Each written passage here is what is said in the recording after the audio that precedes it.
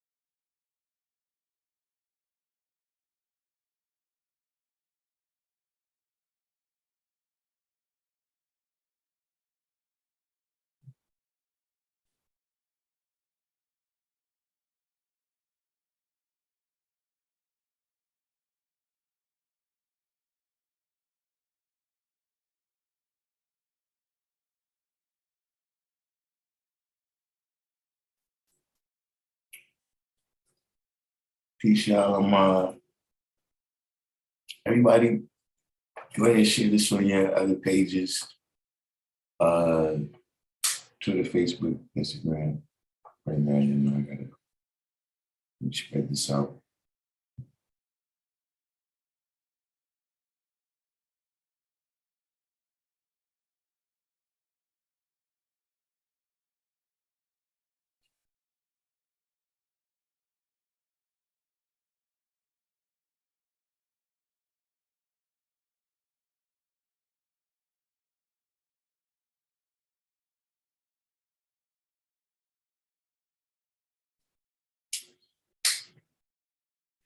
So the people on Facebook.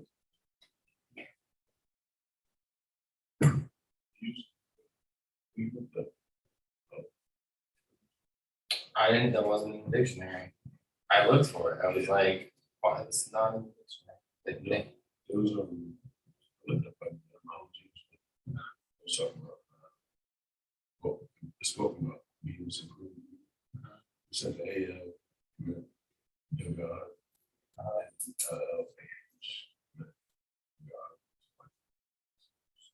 but I was gonna ask him. What did you say? On leg? Arm, leg, arm, head. Arm, leg, leg. Wow, interesting. I never heard that.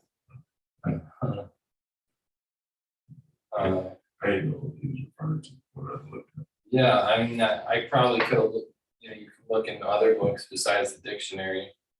That's not the only book that's gonna find what Allah means. All right. We'll wait Um, a couple minutes, I guess, today. but they did have God in the dictionary, but they didn't have Allah. Or should we open the medicine cabinet right up? I'll let y'all decide.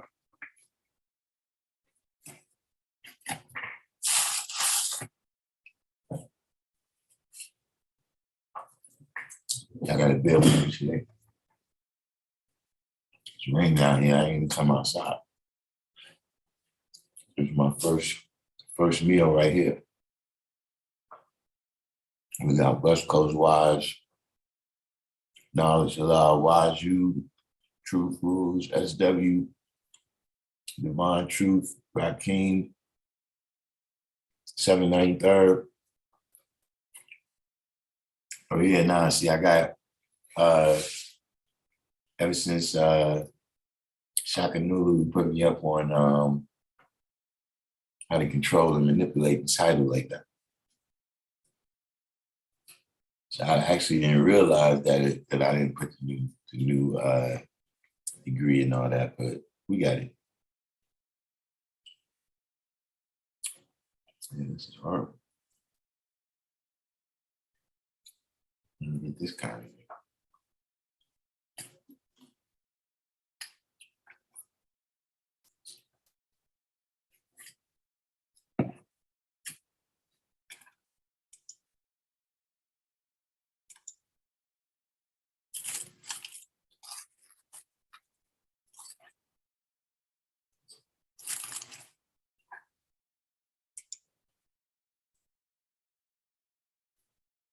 But you know, we was you know, I brought up, I think we covered this title once before, but we had this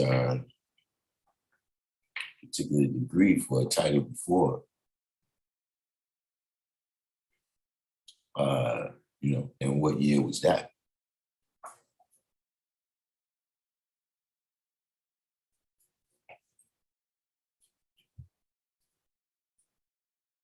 We get into that in a minute,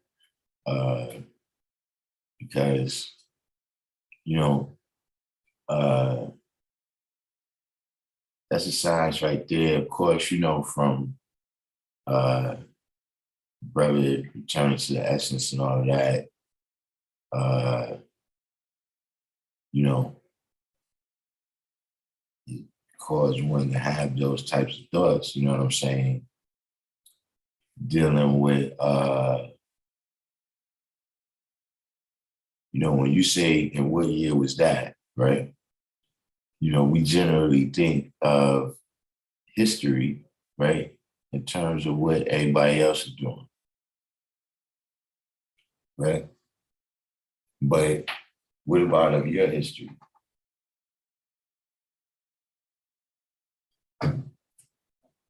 What is going to be the things, you know what I'm saying? First of all, that history, right?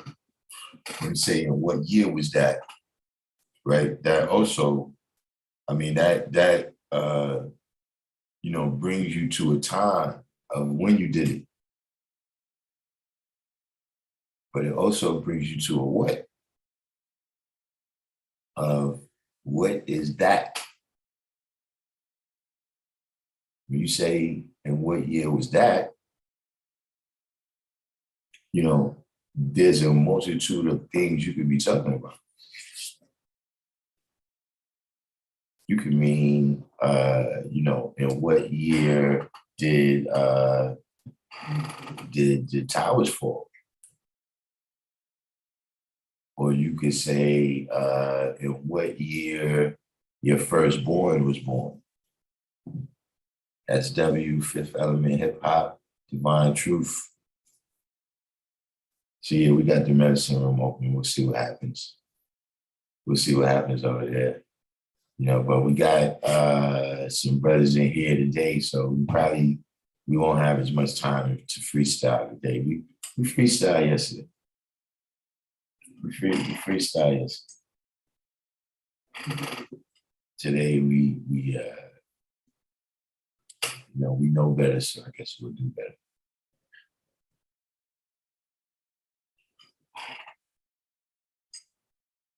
You know what I'm saying? But you know, that's one of the main things that, you know, you gotta start to do, you know, for anybody who is just coming into the knowledge, right? You gotta Father Don War Peace, you know, you gotta put yourself in all of the positions that's in those degrees. You see what I'm saying? Just like when you put, you know, yourself in the position of Elijah Muhammad, you know what I'm saying? When I tell you to answer those questions for yourself. You know what I'm saying? In some of those degrees, you see, all right, well, yeah, I don't fit in here, right here. Right? I'm not Yakub, I'm not making it though. I'm building God. You know what I'm saying?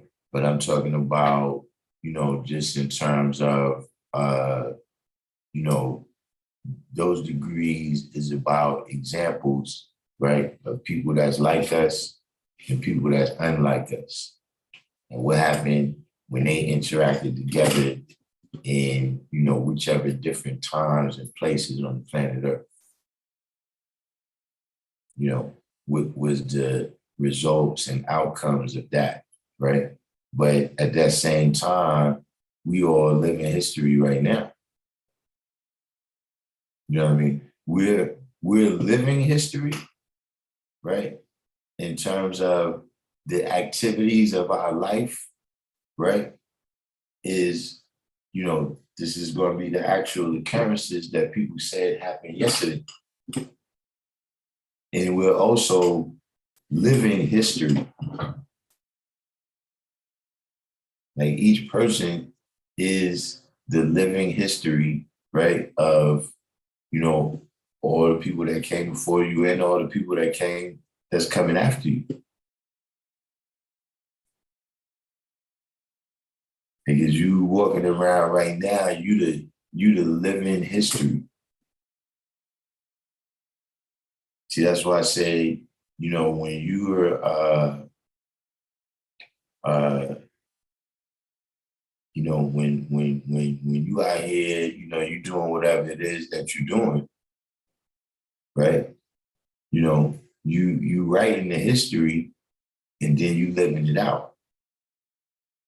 Well, hopefully you writing the history, you know, because, you know, other people will write history for you. They see it's people that got history to write, right? But they need other characters in their story. You see what I'm saying? So if you don't have a history that you're writing, they can use you. So they write you right into their history and have you doing all the dirty work in the story. You understand? That's how that works. When you don't understand that you got to live your own history. You know what I'm saying?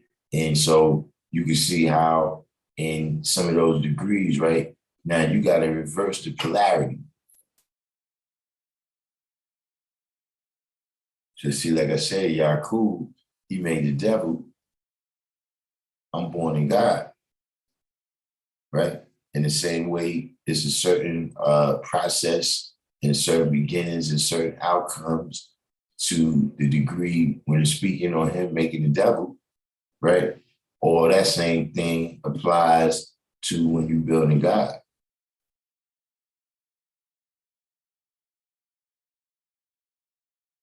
You see, that's one of the sciences of understanding, right? And mastering polarity, of knowing the difference between positive and negative, right? And knowing how to reverse it from positive to negative when that's what needs to happen.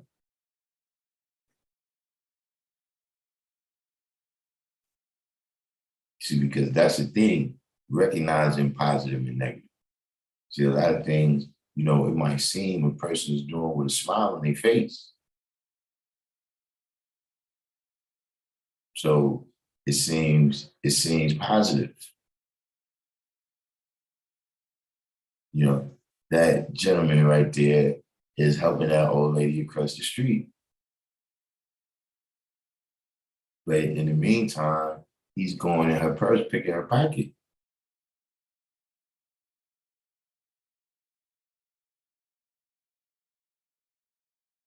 She only looked at it on the face value.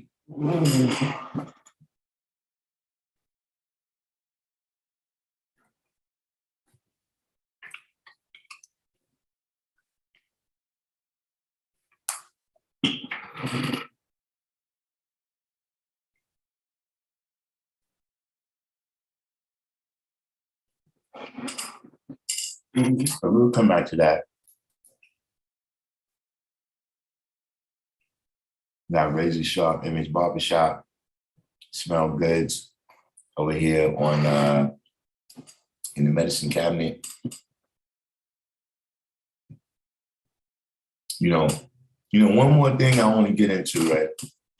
Before we a little sidebar. Because a couple of people hit me up. Things wrong. Just wasn't well.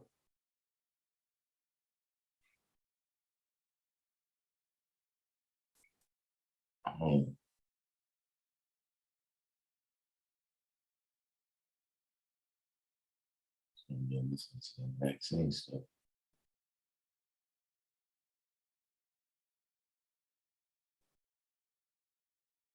But IB, before we get into this, I want to ask you a question too. I have a question about politics and the vaccine. You know what I'm saying? But yeah, this little side note right here. I got contacted by a couple of people that was asking me about Shaheem, and I mean Shaheem and the stuff that he said on the show. You know what I'm saying? And all I can tell y'all is, look, let that be a lesson to you. Let that be a lesson to you, right? About examination and why we examine people. You see what I'm saying? Where, you hear a brother say a couple of lines, a word here or a word there, and you ain't never really visited that man's mind, right? Dealing with supreme mathematics. You ain't never really built on lessons, or walk miles and see how this brother really lives the lessons. You just hear him say God at the end of a sentence. Yo, let's go to the store, God. And then you get this whole emotional attachment with it. See, let me tell you how I learned that lesson, right? The brothers, the older brothers, right? They used to, come around and they was all together. You know what I'm saying? And so, it was certain main brothers, that used to speak. But to me, it was like, yeah, you know, these are all the older brothers right here. You know what I'm saying? Now, you know, me, I'm coming in, so I'm starting to study my lessons, right? And as I'm studying my lessons, I started noticing that, see, I used to think all these brothers knew 120. But see, once I started studying my lessons, right? And, you know, now I'm coming up to brothers like, yo, God, how you see this degree? And they like, yeah, I'm not on that degree. And I realized that all they really was doing, God, was saying amen. And I was caught up because I didn't have that degree of knowledge. You see what I'm saying? Like this brother right here, he drop a jewel, and that brother would be like, yeah, words bond, God, peace, God, because that's what that degree means. Right? Now, because he's doing that, and I'm the young guy, I'm like, you know, I'm thinking both, nah, man. Don't get caught up in that, man. See, that's dealing, man, with the two pieces of steel. That's something you gotta learn about the science of magnetic that we was going through the other day. See, that's the paper clip and the magnet. You gotta know the difference. See, I just look, lots of people get caught up thinking that everything that glitters is gold. But I'm just telling you that that's the reason when you see, yo, man, why was y'all brothers like that? Because of just that, man. And not saying that, listen, a person is a good person or a bad person, but look, I just need to know who you are. Like if we building a house, right, and you a plumber, I'm not going to give you the electricity to do. Not, you know, not that you're a bad person, but you're a plumber. I'm gonna give you the plumbing to do. So we examine people, you know exactly who he is, and then you don't have to go through the disappointment. You know, see me, if anybody asks me, that's how I'd say, you know, I ain't never been on mathematics with him. Like you certain people, I can say, oh, nah, that's the guy. When you hear me say somebody's the guy, that means I built on mathematics with them. You know what I'm saying? Or, you know, I've seen their work. Like there's brothers that I never met, but you know, I've seen their work. You know what I'm saying? Over the years, I've met multiple brothers that said, yeah, you know, I was taught by this brother right here. You know what I'm saying? Or, you know, I've seen national events or whatever it might be occurring. And it's like, yeah, this brother right here was one of the brothers in the background that made that happen. But just, man, don't get caught up, man, with somebody just put God at the end of the sentence. You know what I'm saying? Or, you know, people say something about the white man, you know, and then all of a sudden you think they got, you know, that's don't ask what happened with Sahin. Ask how did you, you know what I mean? Because see what you said, right, is the devil can't fool you nowadays. That's what you said. See that's today, right? You said that the devil can't fool you nowadays. So how did you think that he was this person that he's not? Not saying that he's the devil, but I'm saying the devil can't fool you nowadays, not because the devil stopped trying to fool you. The devil ain't supposed to be able to fool you nowadays because you're not a fool no more, because you have knowledge and you do the knowledge and you move with knowledge. So what are you doing being a fool? But that's a side note. But let me throw the link in there if IB wants to come on. IB, I have a question pertaining to the vaccine and the rollout of the vaccine, right? And the way it's being done through private enterprise. Like it's being done through commerce. You know what I'm saying? What does that mean about the system of government that we're living in now, right? Where they're instituting a law and I know it hasn't gone through the process of being a bill and being voted on by Congress, but you have a demand from the government, right? And you have a penalty, right? The way this penalty, from what I understand, speaking to some individuals that have businesses, right, is that for every person that they allow into their establishment without the vaccine card, they get $1,000 fine. And so now this, at the very least, you would have to say policy, this policy being, implemented through business, through private industry. What does that say about the system of government? Is this still democracy? Is this still democracy when that's happening?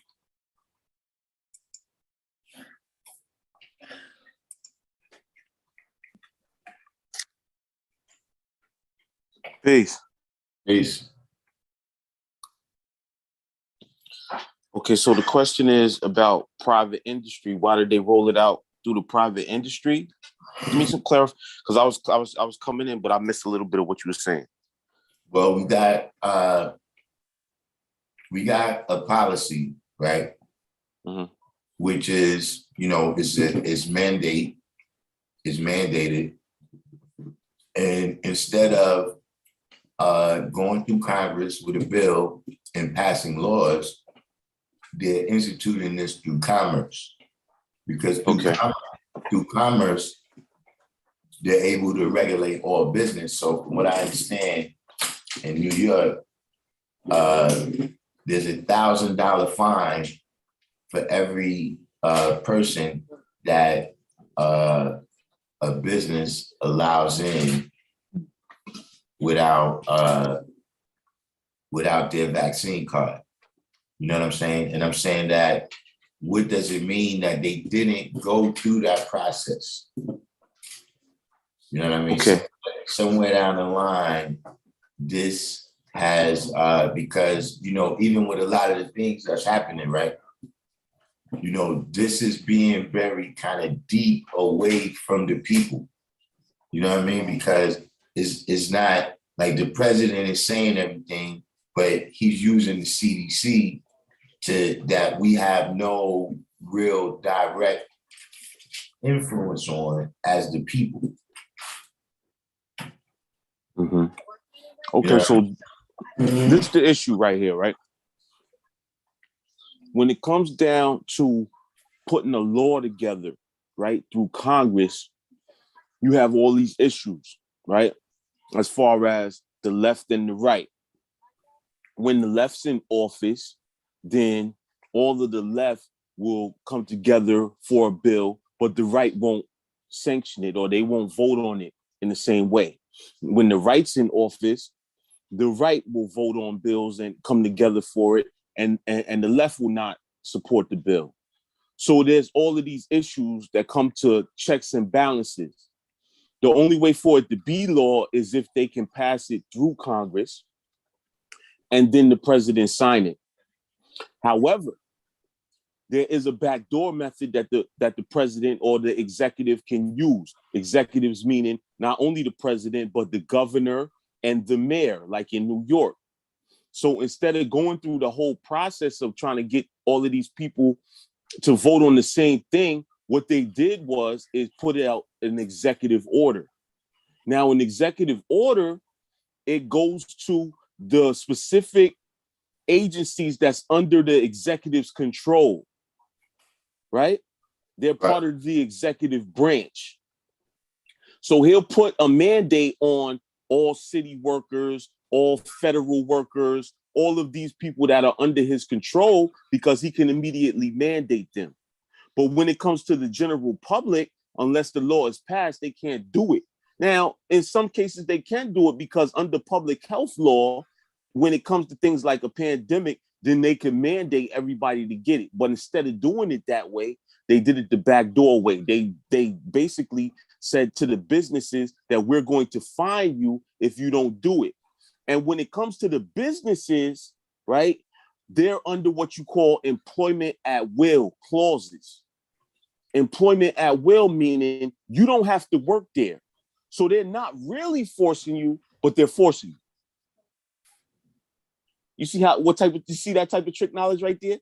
Yeah, and I'm saying that being the case, right? Even to the standpoint to say, okay, if we want to stand up against it, right? Who is it are we standing up to? See, the only way that you can stand up against that is with things like the unions. However, there's been a lot of unions that's been conceding to the mandates. However, it's been whatever type of negotiations they had in the back office. But then you have unions like the police union and Pat Lynch and them that's saying, no, we're going to take you to court.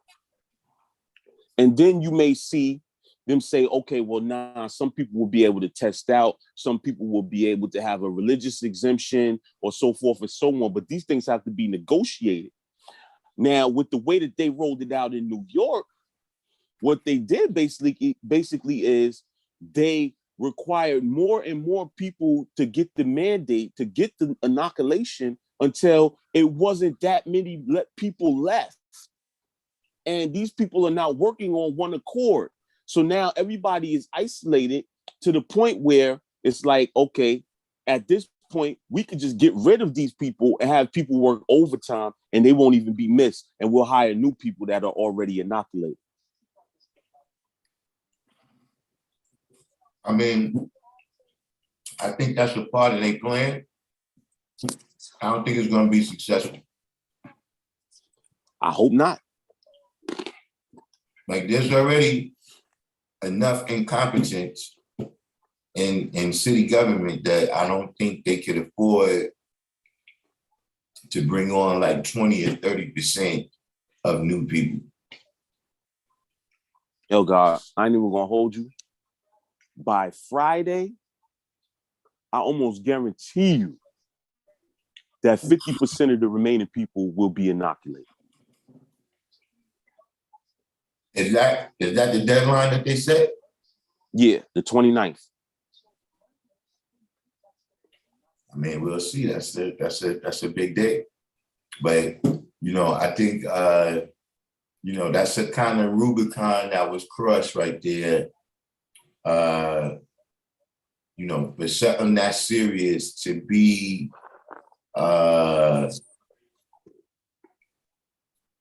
like they should have just done that officially. You know what I'm saying? Like if you're gonna be a monkey, be a gorilla. You know what I'm saying? So that's one right there, because I'm saying, like, even from that business level, right? What does that say to a person who's a business owner? You know what I'm saying? The person who, that's part of the whole reason that they're being a business owner is to have the freedom to do what they want to do, how they want to do it. And then you find that, you still very much under control, you know what I'm saying? And just that, for me, when the method of control is a particular law, you know what I'm saying, or a particular ruling, you know what I'm saying? Let's say if it's the Dred Scott ruling, you know what I mean, that, that's kind of black and white, what you got to do. You know what I'm saying? You got to have another case where, you negate that precedent. But with this right here, the precedent is kind of like, okay, whoever's the power that's being is so hidden at this point, because it's like when you follow the money this time, it's not a lot of hands. You ever heard of Michel Foucault? Who you said? Michel Foucault. I think so. Okay, so Foucault, right?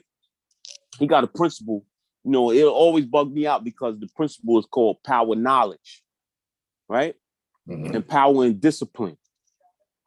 Basically, what he's saying is that the discipline is like academic discipline and punishment, like, you know, like when people go to jail, stuff like that.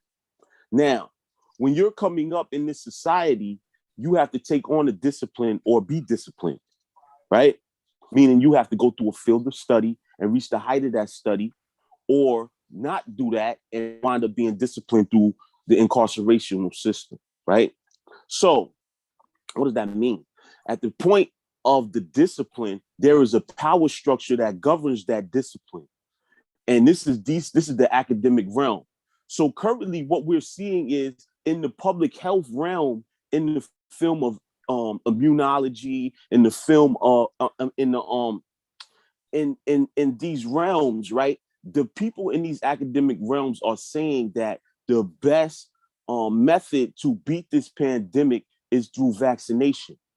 And because a lot of people in American society have taken the vaccination with a limited amount of adverse consequences, that has become the reigning method in American society. Now, the people that are in the discipline are controlling those factors, and they're not letting any other conversation come to the forefront when it comes to that.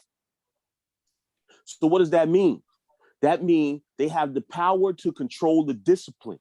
And once the discipline disseminates the information to the government officials, they're utilizing that power to set forth policy. So without having somebody that is strong enough within the discipline from the other side, then it's going to be very difficult for you to beat the reigning policy. And that's the issue that we're faced with right now.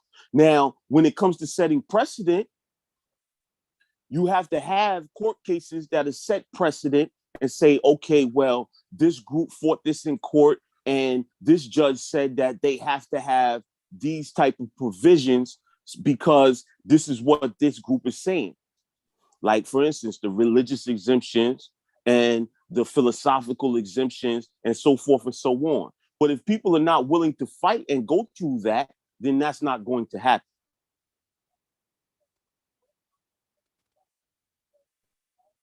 I mean,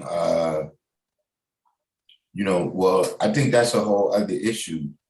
And I think that's one of the flaws, in a lot of things that's been happening in general, but in this in specific, is that academia, it's the academia will reward people, right, for tremendous development in one or two areas. Right. You know what I'm saying? Without any type of context or anything. And so this is why a lot of the ideas that come out of academia don't work when they touch the street on the real world. That's a fact. You know what I'm saying? And so that's why I think at the end of the day, that's the fatal flaw. Like de Blasio is an academic. You know what I'm saying? And that's why, he has a lot of, good spirited ideas and everything, but it never works out because academia, first of all, is very standardized. You know what I'm saying? And that standardization makes it difficult for it to be applicable in a diverse environment like America. You know what I'm saying? When you're dealing with a homogenous type of population with a homogenous type of social interests in history and political interests and things of that nature, then some of these academic ideas might work. You know what I'm saying? But you see them though, they ostracizing all the doctors that say otherwise. Like the brother who actually came out with mRNA, Robert Malone, right? He was one of the first people to develop the technology. And because he's coming out against the technology, they're ostracizing him, right? And various other doctors like Christina Parks and all of these other people who some of them have been stone cold anti jab people from the beginning. But then, some of them are coming specifically out against this and they're being ostracized in the academic realm. That is the basis of power knowledge. Unless you're part of the power base, then you will be ostracized. And what? You won't get your papers published, or you won't be legitimized as a person in academia.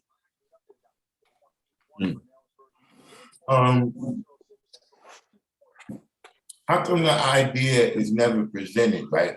I wouldn't say never, but not presenting more, that type of approach is patently unscientific. That's a fact. Because if I can't question, you know what I'm saying, and retest, then we've lost the scientific method. We've lost the ability to, increase our knowledge or improve our understanding. And at the same time, they trust the science. It's not even science. Right. That's correct. But right now they're coming under the guise of, the pandemic and public health and being in a crisis to say that, listen, we're not even going to sit here and have that bill right now. Just shut up. We're taking this course and that's it. We could go through all that scientifical and all the rhetoric and all of that stuff later. But right now, this is what it is. So what do you think about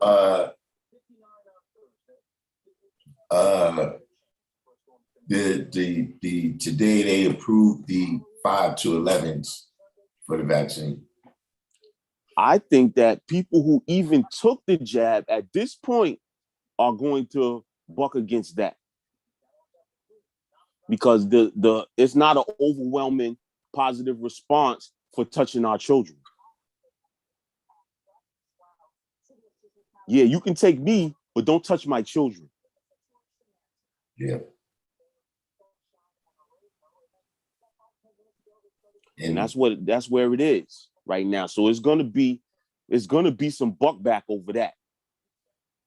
Yeah, so far that's what I've been seeing, that people seem to be a little more, but from what I've heard is that the CDC, even when they approved it, they kind of put the caveat that, this is for, like it's approved, like if you want to get it for your child because they have some specific pre-existing condition that might be dangerous for them with coronavirus, but they're not recommending that it gets mandated. Mm-hmm. Yeah, so this is gonna be a major issue. So people will come out and fight about that. Now, when it comes to LA and New York, right? They're trying to set the precedent for the rest of the country. So who is incumbent upon is the other people in the country not to see the same failure of people that want to resist against this in New York and do the same thing. They have to be more consolidated and work together and stand on the united front. Well, all of the business make a good point right here that, which you was making already, that, now that the kind of hard deadline is there, where it's like, look, on this day right here, your paycheck stops, you know what I'm saying? Or, your kids can't go to school, all these different things that, really is a part of liking the devil because the devil gives us nothing. You know what I'm saying? But at this point, this is one of the things, like, yeah, you gotta like it or love it. You know what I'm saying? But this is the deal. I still I just think just kind of efficiency and productivity. You know what I'm saying? It's just not gonna survive. I know capitalism, the way that it has worked in New York for the last decades, cannot survive this right here. I agree. You know what I'm saying? So that's why I'm like, whatever percent that it is, you know what I'm saying? I think it's enough to break down the, whatever it is that they plan to do. I don't think they're gonna be able to come off with that totally. They're gonna have to find, because whatever is this other ultimate thing. Like at the end of the day, if you're doing this for public safety, public safety is a lot of things. So, you can't fire police and then say what you're doing is for public safety. Right. That's a fact. You can't, you can't fire firemen and nurses and everything and say, yeah, this is about fire safety and hospital capacity. Right. You see what I'm saying? So, these kind of, to me, gaping holes in the whole philosophy of this is what's going to end up bringing it down. Well, I'll tell you this, right? When you look at Event 201, right, on YouTube, which was basically done by the Gates Foundation and various businesses and politicians in the game, they ran this pandemic exercise. In that exercise, they seen that there were deficiencies in the overall economic structure, the blockchain, distribution, various things there was inefficiencies in. So they already knew that if something was to happen, these are the things that were going to occur, such as what? The hospitals were going to be overloaded, right? Businesses were going to fail. People were going to be spreading alternative information. They knew all of this is laid out in that Event 201. So what happened? Everything that they said, it basically happened. And then it shows you that we're living in a world that many people don't think we're living in. We're living in a world where we don't have enough hospital beds, where doctors and nurses don't have enough PPE, where the businesses are not at the point where they can distribute what we need when we need it. That brings up another good point that that I thought about with the whole unemployment checks thing, right? And how they were saying that people was making more money off the unemployment checks than they was making on a real, or when they was working. Just like everybody was like, that's like that's messing up the system, right? Why? Why you say that? Why is it messing up the system? Well, that's what other people were saying. You know what I'm saying? Mm-hmm. My point is, why is there a system where when the government really sits down and thinks about how much these people is going to need, right? It's more than the system is paying them. You know what I'm saying? Like, did the government just pull that number out the air, or did they realize that, we want to keep businesses afloat? This is how much money people need. You know what I'm saying? Well, and if that's how much money people need, then like you said, then that's a system that was inadequate from the jump. And that's the fact. That's the main point. That's why a lot of people, since they've been disengaged, they're not eager to get back into the system. People have been quitting their jobs. People have been starting their own businesses. All of these things because the system, as far as capitalism, it has not been growing with what we have to pay out each month as far as our rent, car note, and all of these different bills that we have to pay, the amount of pay has not been growing with that, right? And it's all due to what? The people at the top of the structures who want to run lean systems of efficiency with Six Sigma, right? Six Sigma is how to run a lean business with not too much cost. And that's what they have been doing. Like when you look at Amazon, they have it down to basically a scientific method of the amount of time that each thing has to be done. And people are basically put into that system for the limited amount of funds. Mhm. And this is what the issue is when it comes to this capitalist system. But now it's like, are people going to buy back into it? And when it comes to the government sending out all of this money, what that cause? They're sending out all of this money, which is causing inflation. And it inflates, the money inflates, the more money that's in the system, it inflates until what? It pops. And then we have a recession or depression. I think we in the midst of both right now. Like I'm seeing a little bit of both. Because there's certain stores that I go in, especially these big chain stores that came to New York a couple years ago. You know, they all had their big shiny stores, and I'm noticing a lot of their stores is run down now. You know what I'm saying? Like you go in these Targets and Best Buys, the light is not as bright, the carpet is dingy. You know what I'm saying? The sales staff is not as knowledgeable. You know what I'm saying? And the inventory is way down.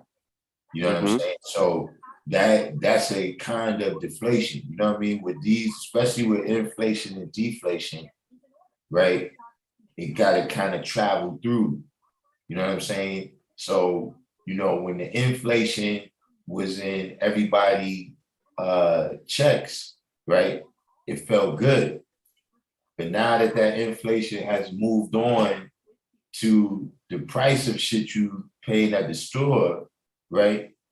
It feels bad. So the same thing with that deflation.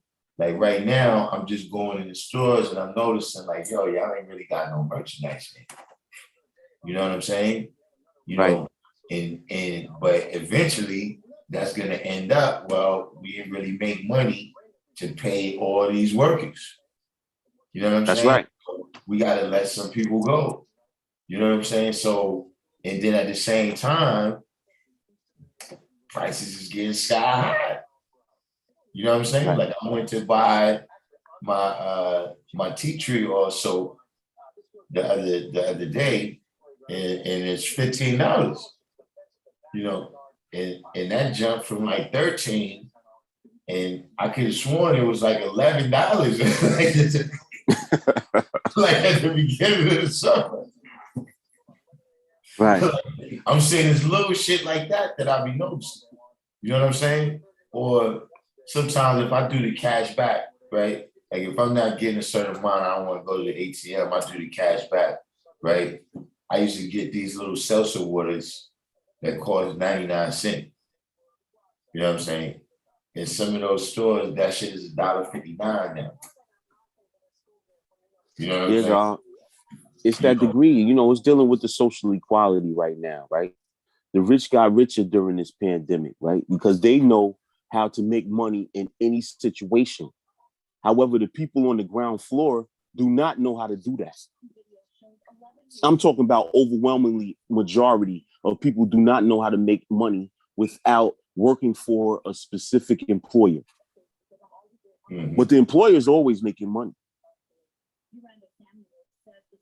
So, you know, this is the issue. They're basically talking about the supply chain right now, right? They're saying that, you know, after Thanksgiving on Black Friday is when most companies try to go from the red, meaning not making enough money to cover expenses, to the black, meaning that they have more profit, right? And according to the supply chain, the way it's broken down right now, you remember the wire where they had all of those shipping containers and all of that stuff that was going on the docks?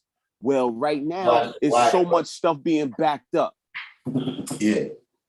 And they don't have people, enough workers in the field to be able to get this stuff to where it needs to go. There's not enough drivers. There's not enough factory workers. There's not enough people in the system to be able to get this stuff where it needs to go, and it's backed up. So what they're saying is that if you're going out there, people like to spend all of their damn money over these next few months of the last of the year and give all of their money back to the people anyway, it's going to be hard for them to get the things that they want to get because of the way the supply chain is jacked up. Yeah. I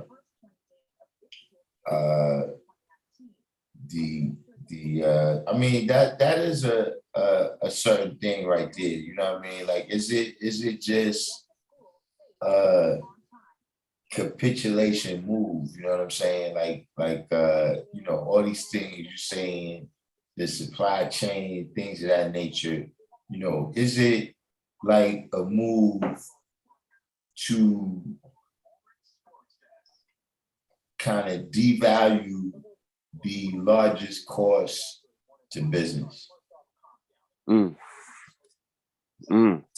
Like, if you get these people to capitulate to the level where, basically you put them in that third world state where, half a minimum wage beats what they had by 1,000%.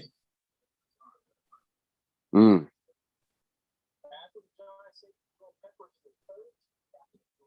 Because, like I said, it's one of those things where, the mandate is, to me, it appears that it's going to have the same kind of impact that the virus did, where it's like, dude, it's the contagion of, the slowdown in the economy, even if you keep your job. You know what I'm saying? Like, for instance, with all these places, you got people that don't come outside now because, the way the poverty and the homelessness has grown to where, you live in some place where you paying $3,500, $4,000 a month rent. You know what I'm saying? And, it's people with their pants down, talking to themselves in front of your building. Right. Quality of life is deteriorating. And and just in general, like, as things happen, like as that neighborhood store that you like to go to, but that store can't survive just off of you going there to get a coffee every morning. You know what I'm saying? Or like I was saying the other day, in our neighborhoods, right? The city job is like an anchor. You know what I'm saying? In the community. You know what I'm saying? In a lot of places, some, like in Detroit, they say that a lot, that, look, you either work for the government or you work for the car companies. It's not really that much other jobs to have. You know what I'm saying? That's really, going to put you with some type of mobility. So that's a fact.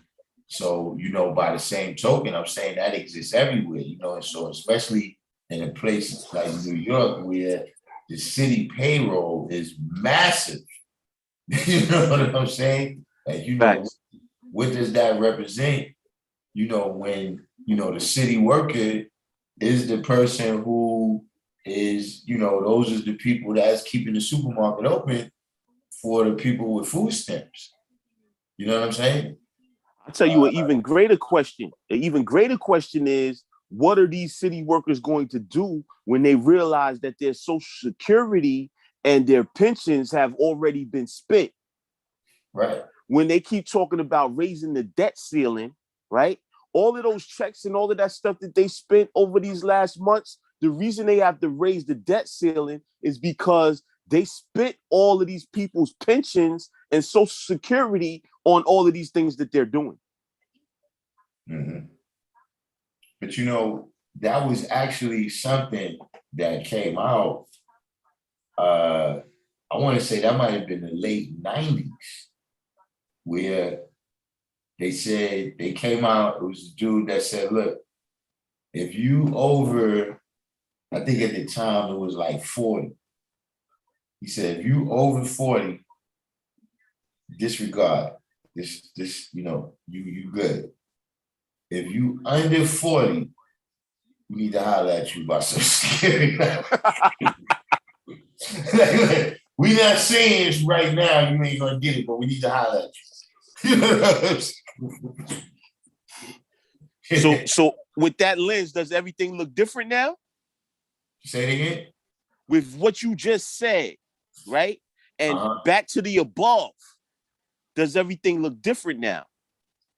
Well, I saw that's looking different because, I do agree with the people that say that Social Security is essentially a Ponzi scheme. You know what I'm saying? And so, not for nothing, as I look around, right, I see a demographic crash coming. You know what I'm saying? Like I'm saying that, there's no more, I ain't saying no more period, but you don't see the girl in the projects with 6, 7, 8 kids no more. You know what I'm saying? A lot of, women you see, they got, one kid and a cat. You know what I'm saying? So, that's, Social Security is dependent upon that.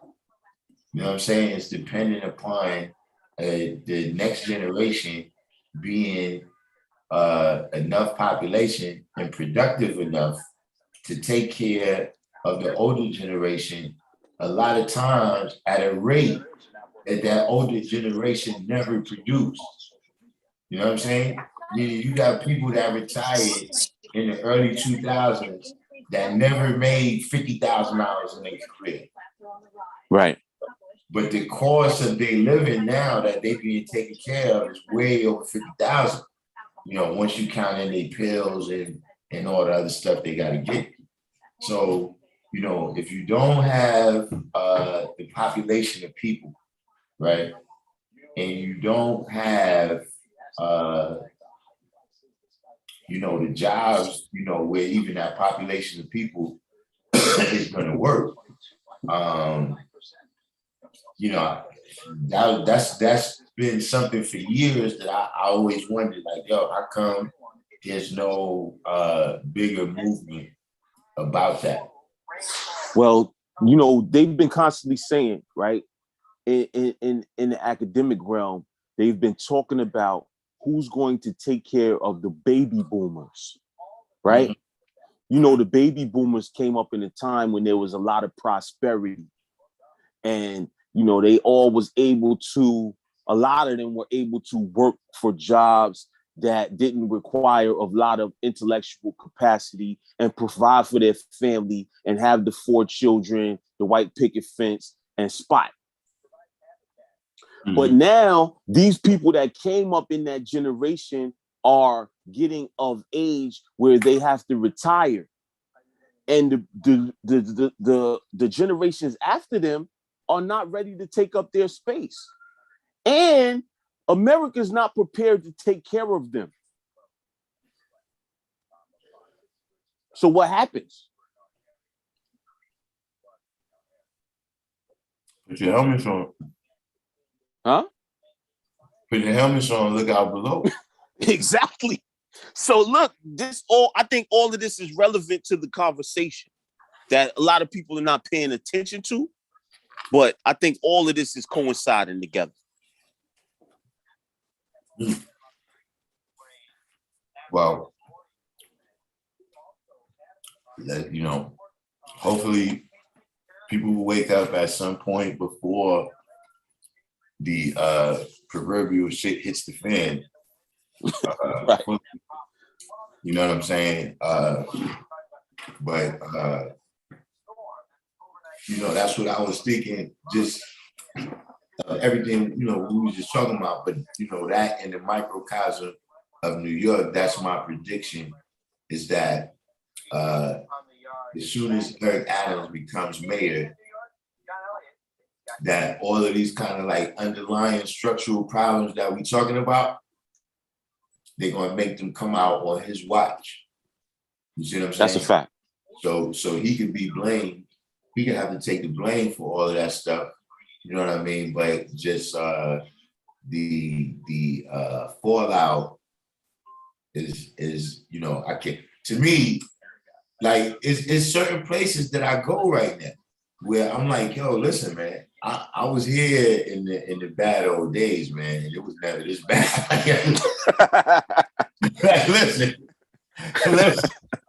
listen. I remember when they had that hotel on Park Avenue on 125th, where everybody over there was addicted to dope and crack. And in the East Side, even then, did not look as bad as it look right now. And look, even those people, they should be in the cut of the Park Avenue. Cats now be right there, Lexington Avenue. You know what I'm saying? Lexington, Lennox. They right on Lennox. Yeah, right. You come out the train station, they right there. Lennox got bad. Yeah, Lennox is, yeah. Lennox, listen, when they first put that Starbucks there on Lennox, man, you didn't even know that was awesome. Yeah. When I came back home, I'm walking through. I was walking to Planet Fitness on 125th. I'm walking through. I'm like, yo, I've never seen anybody people out there like that. Yeah, now, man, yeah, it's straight zombie land. Night of living base heads out there. You know what I'm saying? But I gotta get back. I gotta get back to this work, God, though. All right, no doubt, man. Yeah, I'm gonna build with you. I'm gonna build with you on the side note too, because you already know what it's hitting for right now. But I'll build with you on the side. All right, no doubt. Peace. Peace.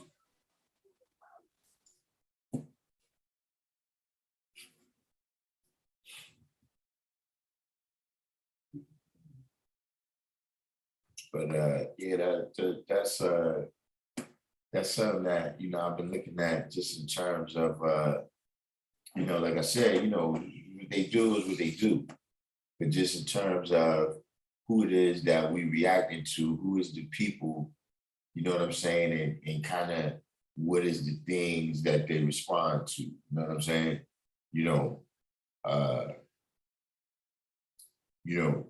Like for instance, Martin Luther King, right? See, like that protesting, you had a lot of people that wasn't with that. You know what I'm saying? Like, Thurgood Marshall, he's like, look, man, all that shit you talking about, peaceful protesting, and you trying to bring about change, and all you doing is being self-locked up.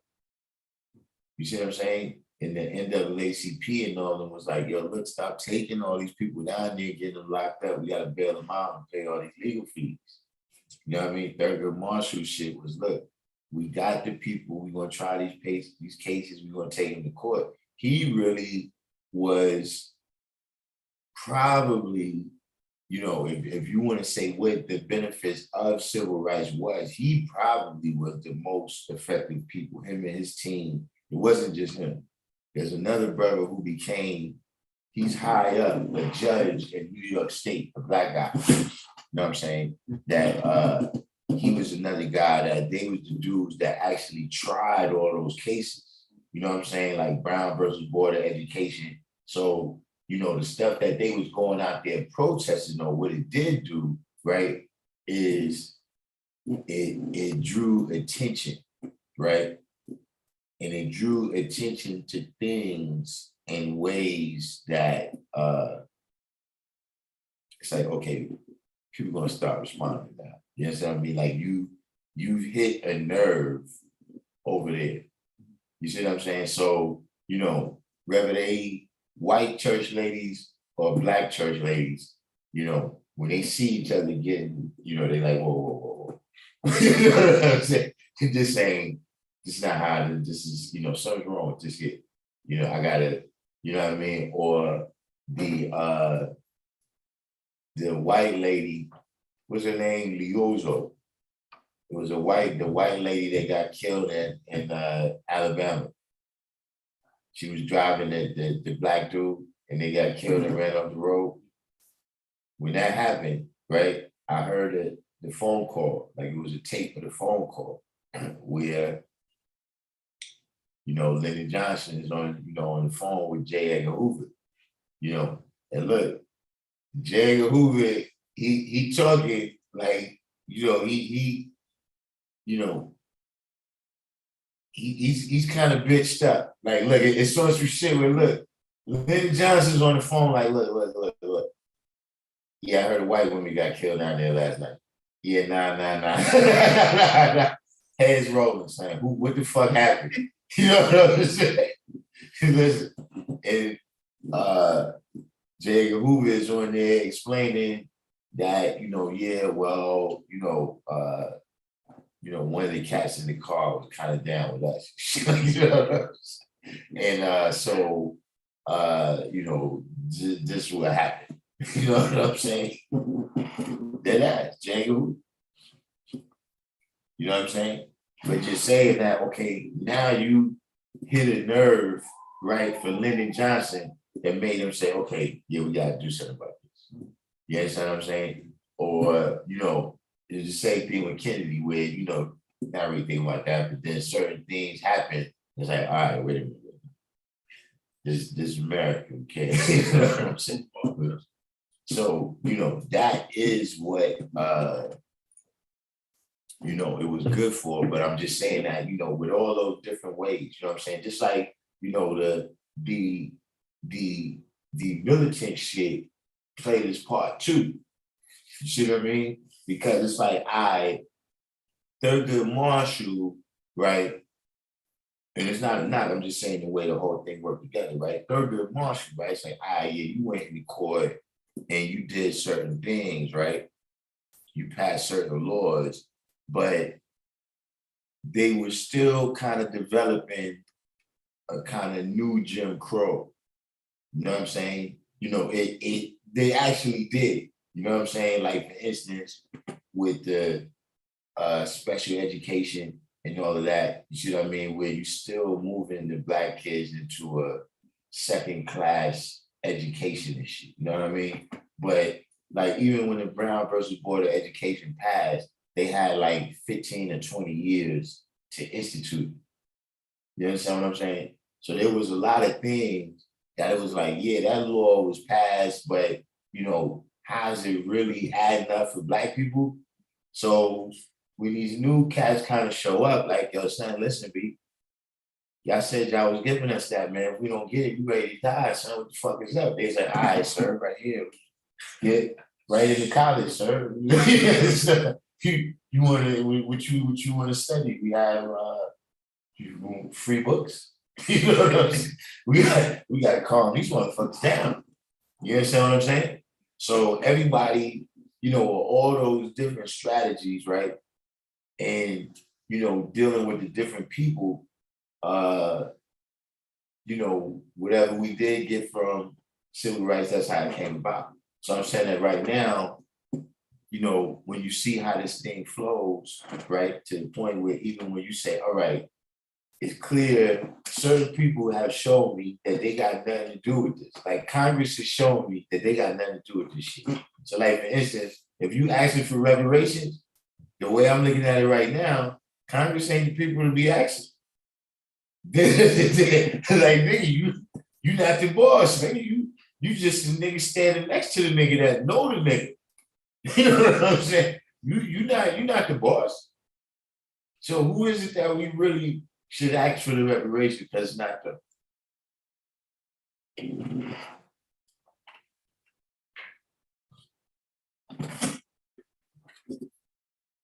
Yeah, man, y'all having a little side rally with a lot of little benefits.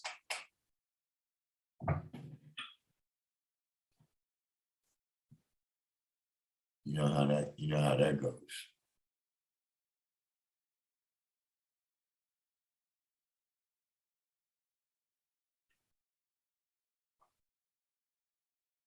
Oh yeah, truth rules. Yeah, a lot of people don't know that. Yeah, Biden was mentored by a racist, right? That's who he politic with. Robbie Byrd and what's that nigga name? Strong Thurman.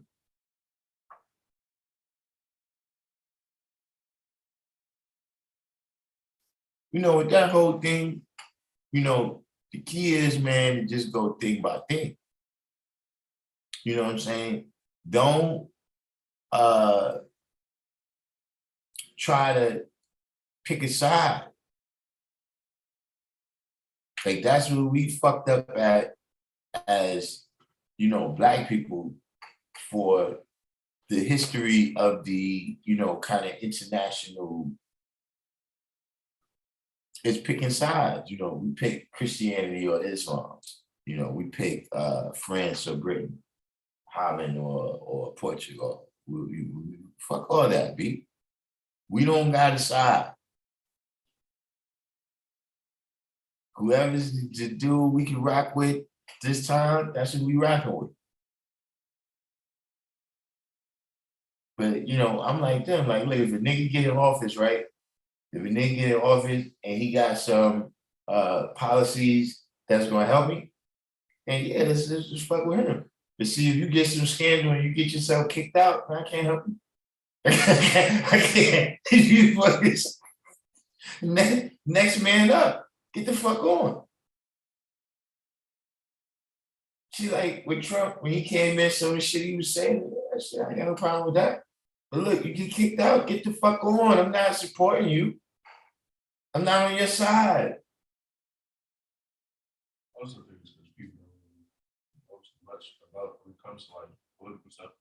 Like growing up, me personally, being in school, kids don't even pay attention to school. I know, I was a kid, I didn't pay attention to shit. So when it came to the whole Republican versus Democrat shit, people were just already biased because they already knew, like, all right, my family's Black and they're Democrats. And sometimes the family can't even explain why they're really Democrats. They just know that they're Black and they would be Democrats because they feel like it aligns with something. But people like to block out certain views of certain things. Like, you can be a Democrat and still be not for the people. People will still go for you because they think that it's okay. You affect that. Well, the Democrats not for the people. See, even in terms of there's really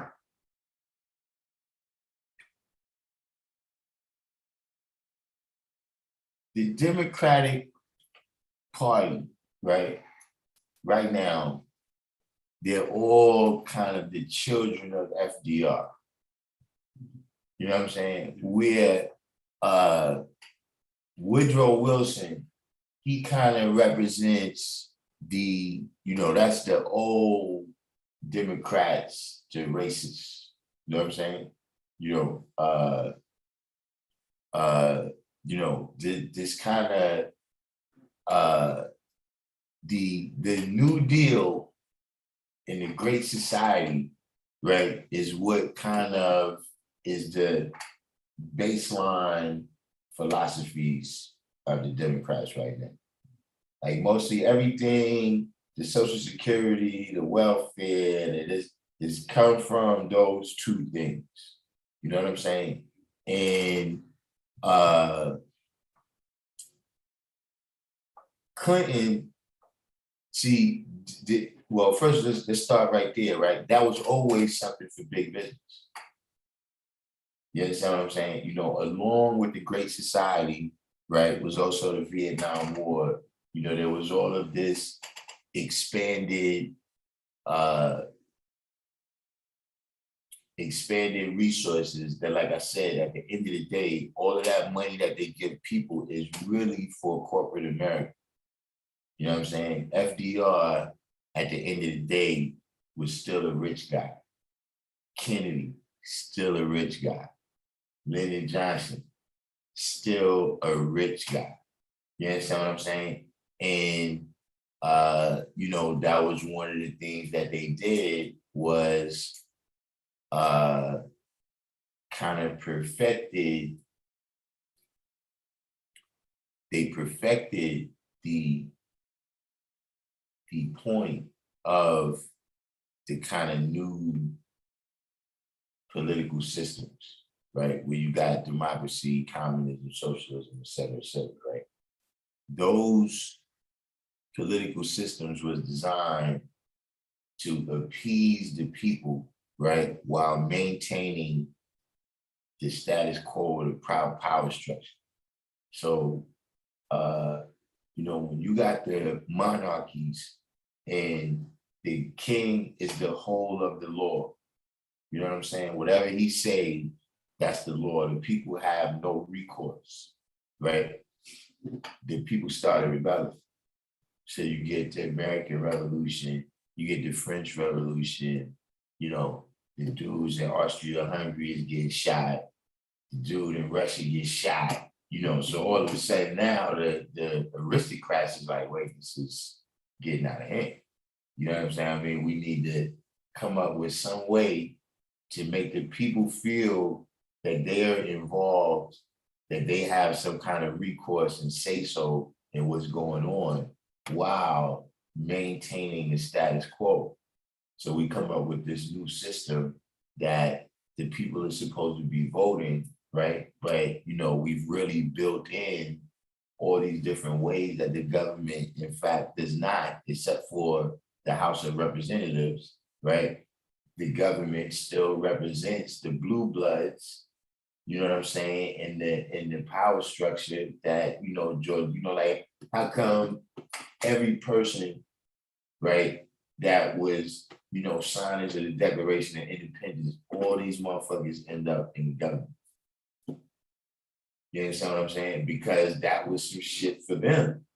You know what I'm saying? And the other people was just like, yeah, we're gonna do shit to make you think you down, but if you ain't got no land and shit like that, you ain't gonna be voting. You understand what I'm saying?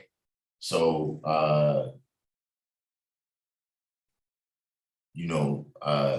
just saying that that's what that's really about. The Democrats mastered that through the New Deal, which was something that the businesses had to capitulate to because it was a depression. So it's like, yo, look, if y'all want to get back on your feet, this is how we got to do things. You know what I'm saying? It's like right now, when everybody get their welfare check, right, their food stamps, that money is from Monsanto. Like that's who ends up with that money. When a person goes to the supermarket, you buy all that food, they made all that food off of GMO seeds from Monsanto. The supermarket has to pay their bills. See, you as a person with the food stamps, you can only spend that at the supermarket. But once the supermarket gets it as cash, they pay their bills with it. They pay the people who bring them the food, the distributors pay they growers, the manufacturers, the growers, et cetera, et cetera. So that money ends up back with people that, that person who got the welfare, right? You got to spend that every month. Not because you got to, but because that ain't enough, you know what I'm saying, for you to be saving. You see what I mean? But the millions of welfare checks they get from around the country, right? Monsanto just put that in their account. They just dropped that at a piggy bank. You see what I'm saying? So at the end of the day, all that stuff is for big business. The reason they gave out those stimulus checks was to keep business flowing. They ain't telling nobody, look, here's what we're gonna do. You're gonna give everybody $100K, you know what I mean? So you can put like $75K in stash and then rock with that. No, they tell you, no, go out and spend it. Go shopping. You understand what I'm saying? Because that's what that money is for. So when you look at that, and then you look at kind of in the Democratic Party, you look at the reformers of the Democratic Party, right? You get to Clinton and Obama, right? Who tilted things like FDR and Johnson, they did what they did by tilting things towards the people. You see what I'm saying? It still created a balance that kept big business where it was, but the people got a lot of benefits out of that. You see what I mean? Then you had Jimmy Carter, whose shit went fucked up for that, just like I said with Eric Adams, how it's like all of the shit that's going fucked up, they're gonna let it come out on you. See, Jimmy Carter was the nigga that all of that great society shit and all this free money you giving out, you having this war, then you end up losing it and shit. You know what I'm saying? You don't get the resources you were supposed to get from it. So, you know, shit crashed in on Jimmy Carter to where it was like, yeah, all that shit is fucked up. You know, yeah, fuck all that welfare shit. We got to do welfare reform now. You understand what I mean? Because, you know, in the 80s or the 70s, the 80s economy is getting fucked up. And they saying that that's the reason because of the New Deal and the Great Society. You know what I'm saying? So here comes Clinton with welfare reform, work to welfare. We're going to start to tilt things back towards business. You know what I'm saying? Yeah. You know, every year, you know, it's harder to get on welfare, you know, since Clinton. You know what I'm saying? You know, Obama, he came in with his what you call this shit? The Obamacare, you know what I'm saying, where the pharmaceutical companies is getting their money, you know what I'm saying? And you know, less and less is available, you know, for the people. You know what I'm saying? So you know, when you really look at what their policies are, you know, that's really the case. You know what I'm saying? And for me, you know, the elephant in the room is that, you know, in some of these cities, right? Well, pretty much in all of the major cities with Black people, right? The democratic power structure has been in place, you know, for 100 years in some of these places. You know what I'm saying? And in some cities, it's even worse because that power structure is Black. You know what I'm saying?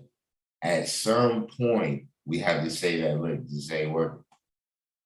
Like, y'all nice guys and all that. We like some shit, you know. Not that we kicking y'all out, but we saying, look, this ain't. So we gotta look at some other people too now, unless you must step your game up. You see what I'm saying? So, you know, they really, you know, and not that the Republicans is for the people neither. They did the same thing. You know what I'm saying? Because, you know, well, first of all, that's one of the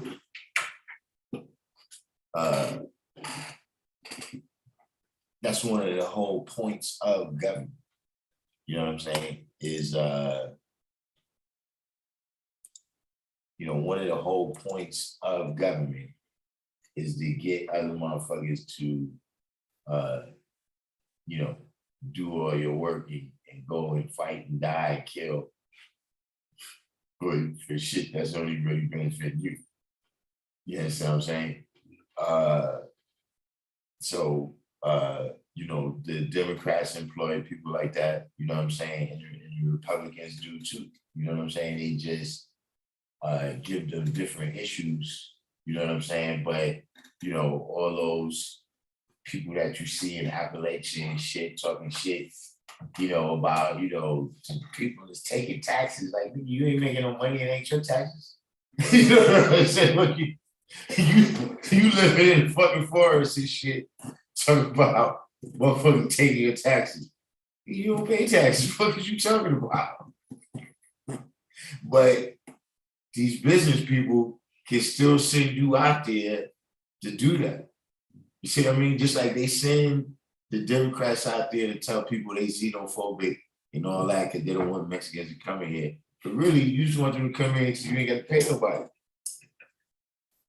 That's what I'm saying. Like, you ever wonder, like, look, that's when I'm really seeing the G in it. So when Bloomberg came out talking about, you know, we need to support immigration, like Bloomberg. Like, what the fuck you got to do with immigration? Like, nah, hold on, son. First of all, if you find yourself in the same boat with a whole bunch of billionaires, right? You better pay attention to what's going on. So what I'm saying? Yeah, this is what I'm saying, because what are y'all doing with the same interest? And if y'all don't got the same interest, right, then what's your role here? Like billionaires don't just hang out with regular niggas with a couple of grands. You understand what I'm saying? If you around them, you working, son. It just matter how much you getting paid, if you getting paid at all. You understand what I'm saying? But you know, how is it that we get the same interest? Like, nah. There's some G going on here. Where you got me thinking that.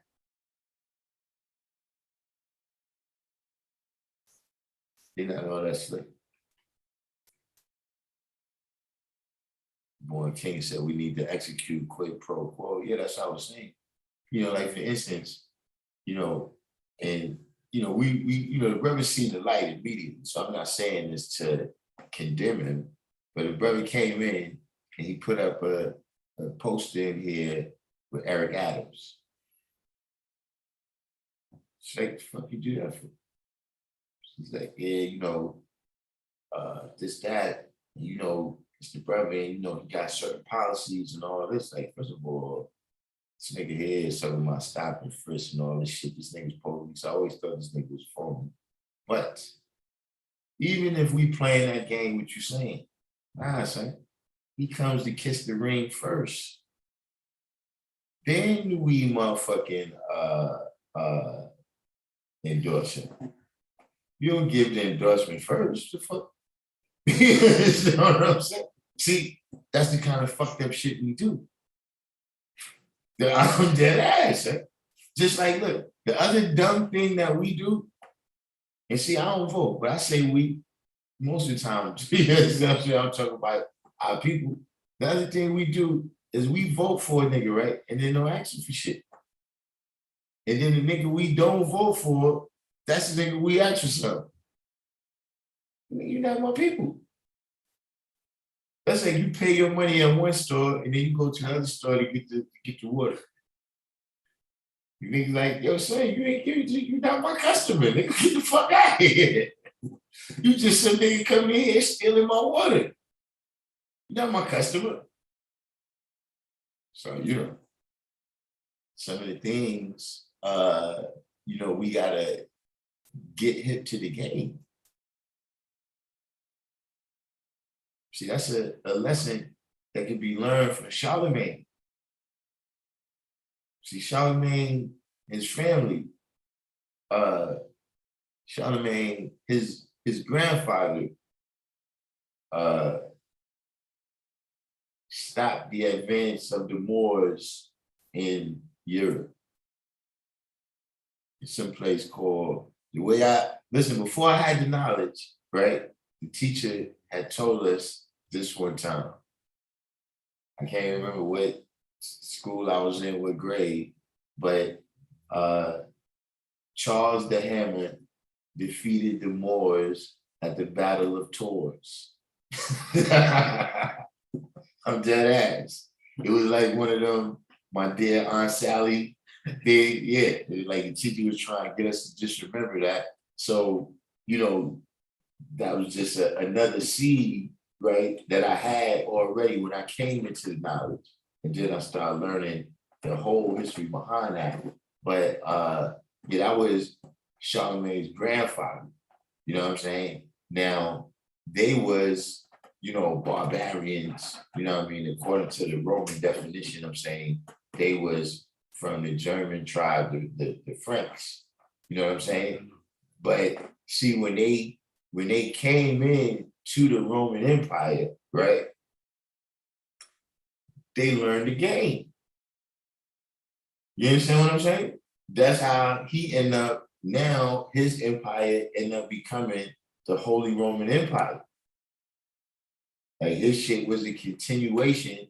He was, I don't know if he was the first, but he was probably the first extremely powerful motherfucker, right? That the Pope did this to. You know, motherfucker said, you got a sword over your head and a sword say everyone justice. Yeah, he was one of the first motherfuckers, if not the first, you know. But them people that he went like that to, Ferdinand and Isabella with the sword.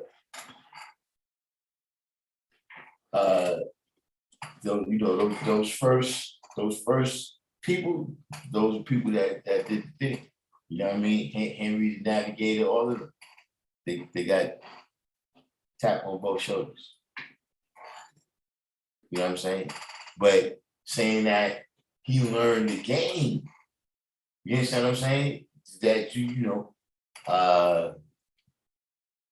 like I was saying, now look, with Thurgood Marshall, he learned the game.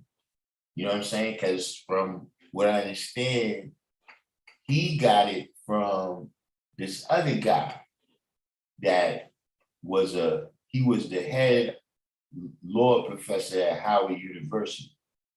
You know what I'm saying? And Thurgood Marshall was his student, and he was the dude because we still talking about the early 1900s now. You know what I'm saying?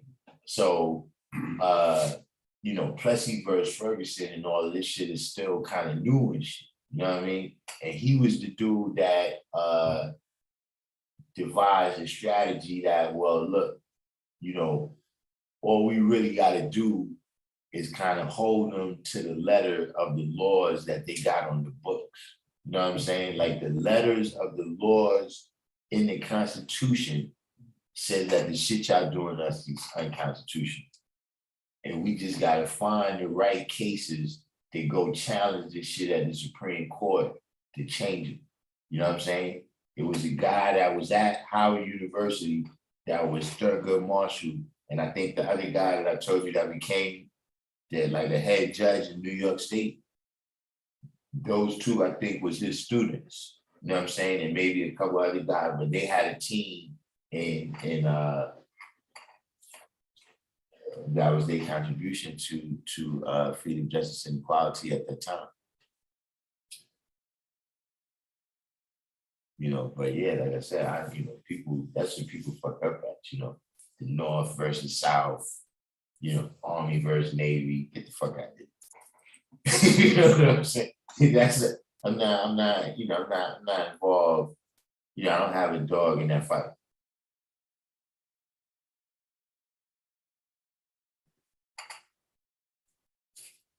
But we came to the which y'all got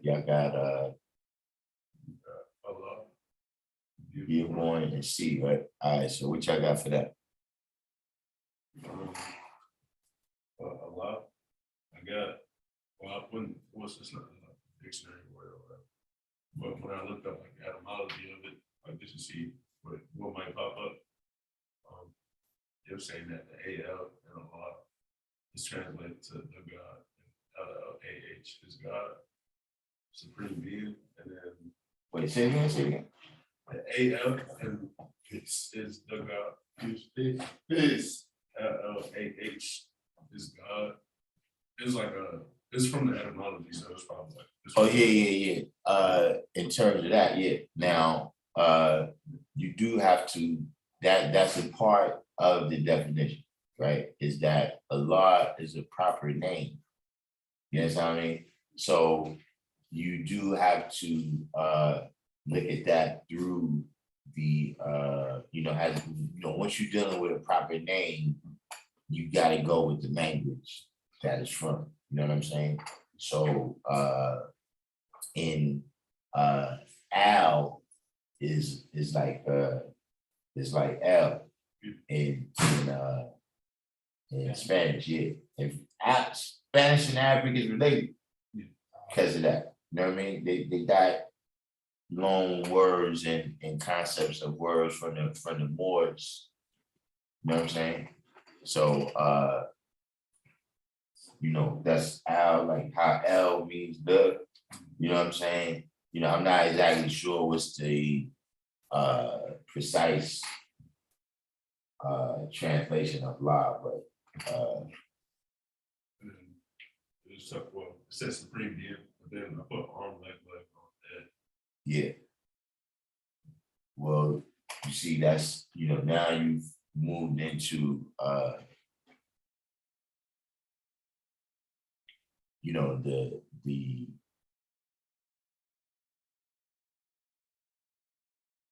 the 5% mindset of it. You understand what I'm saying? Is that, when you deal with arm, leg, arm, head, right? That's 5. You know what I'm saying? So that's how the power of God is manifested. You know what I'm saying? Whatever it is, the ideas, the focused energy that you have in yourself, right? That you're doing whatever you're doing is manifested through arm, leg, arm, head. You know what I'm saying? Whatever, if we're talking about, Harriet Tubman and the things that she did, she did that with arm, leg, arm, head. You know what I mean? Meaning that, there's no praying to no outside forces, right? To say that that's the God, that's the higher power, most high, or whatever. You understand what I mean? We all out here. You understand what I mean? Ain't no other realm, nowhere else where you up there, we out here. You understand what I'm saying? So, we don't look at God as outside of ourselves, But yeah, some brothers is pointing out some things right here. You also have other words that we have in English, right? Like algebra it's from a brother named Al Jabril, was the dude's name that introduced that form of mathematics to the Europeans. You know what I'm saying? So it became algebra, you know what I'm saying? Also, alcohol, right? The distilling of the oils and shit that Muslims do, the Europeans took that and did whiskey with it. Yeah, those damn Irish. Listen, every time the Irish see the brothers, man, they steal that shit. Even though they said we got tap dancing from them. Yeah, they said we saw them doing river dancing, and that was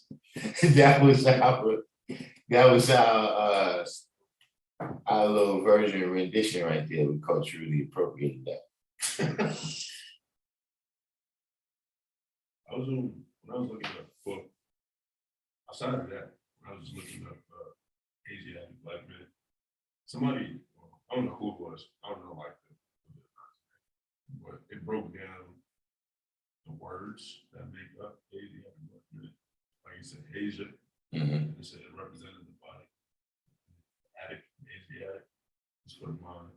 Said black was the dominant force, and man was for higher intelligence. I mean, well, that's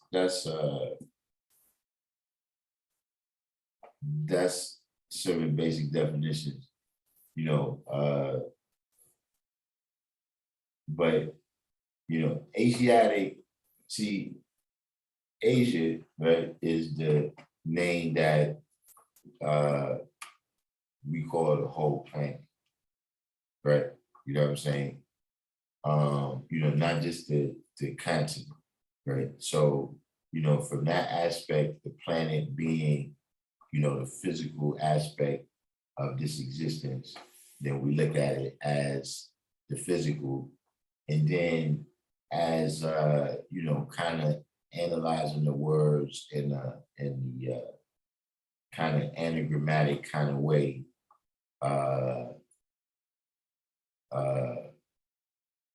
Attic, right, is a place at the top of a house where things are stored. You know what I'm saying? So, but yeah, Asiatic means mentally and physically. You understand what I'm saying? you know, black means dominant and man means intelligence. You know, when you breaking it down word by word, right? And then compound by compound in each word. You know what I mean? Which we did we go through that in here the other day about the prefixes and the roots and the suffixes. You know what I'm saying? We spoke about it before when, Right. we got So yeah, but with a lot of these things, right, you gotta you know, make sure that you know, look deeper, because a lot of times some of the things that you hear in the nation, right, is learning devices. The same way I said, you know, with, you know, defeated the Moors at the Battle of Troy. So you got a lot of things that's learning devices for kids that's 14, 15. You understand what I'm saying? Where, you know, some things was oversimplified, you know. Yeah, because that's what, you know, because, you know, even at 14, 15, you know, you wasn't one of the youngest amongst us at that time. You know what I'm saying? Like, by Asiatic, so you consider Asia as the whole planet, it's called Asia?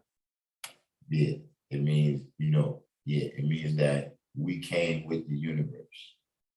We came with the planet. You understand what I'm saying? We don't have no birth record. You see what I'm saying? All the other people that's here on the planet, they came from us. You see what I'm saying? But we came with the planet. We the Asiatic black man, God of the universe. So what, it's not, you wouldn't say Africa, you would say Asia? See, then you're getting into the land masses. We saying that the entire planet is what we came with, you know, that particular landmass. Well, we have another degree, right, where it says we chose for ourselves the best part, right? So that particular part was the best place to give rise to our physical composition. You understand what I mean? Meaning, you know, all of the molecules and atoms that make up our body, right? They all over the planet. You know what I'm saying? But that was the location, right, that it was most conducive to life coming forth and multiplying. You see what I'm saying? And whatever is those natural conditions, we came along with that. You know what I'm saying? they kind of in school, like when I was growing up, they kind of like reference that in a sense. Like everybody's saying, like everybody would assume that like black people come from Africa.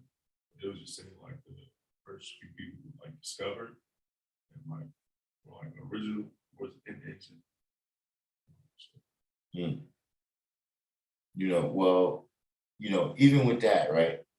You gotta remember, you know, a lot of these continents, right? It's kind of a concept. Like there's not really, like if you mostly every definition of a continent, right, will leave certain continents out. You know what I'm saying? The shit used to be together. Like that's basically Yeah, yeah. First of all, that's one thing, you know what I'm saying? But the other thing is that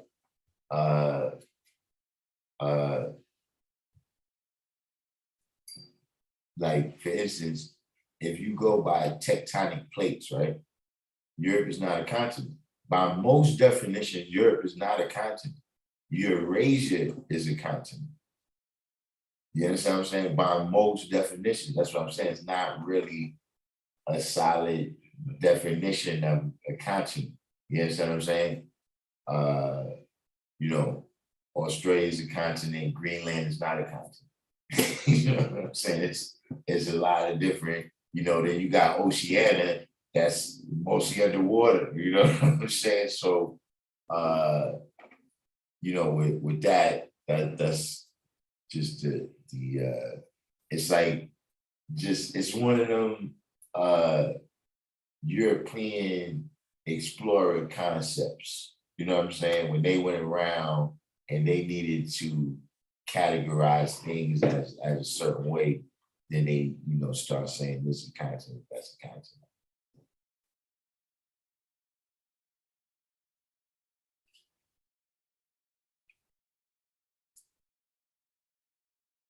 But what you got for Be a Boy? Well, we did Born last week as number 9, so I didn't get anything for Born. I had that already. But for B, I had to equal in meaning, represent symbolically, constitute the same idea or object as, constitute same class as, or the word that I use, I didn't get this from the dictionary, but the word that I use is oneness. You said oneness. Oneness, because a lot of these definitions are saying to be equal in meaning, or to represent, or to constitute the same idea as. So if you're equal, or you have the same idea, if you represent it, then you're one with that. So E is like oneness. What I got was exist. I looked at that. It's talking about how originally it was used to mean exist or become happen or grow.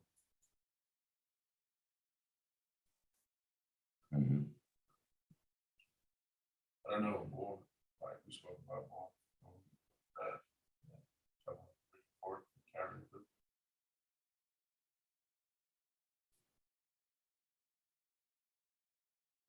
Well, yeah, but like I said, we already did the board.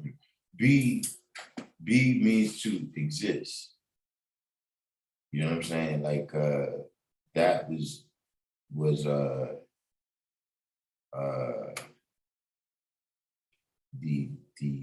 definition that you gave, to me sounds a little bit more like a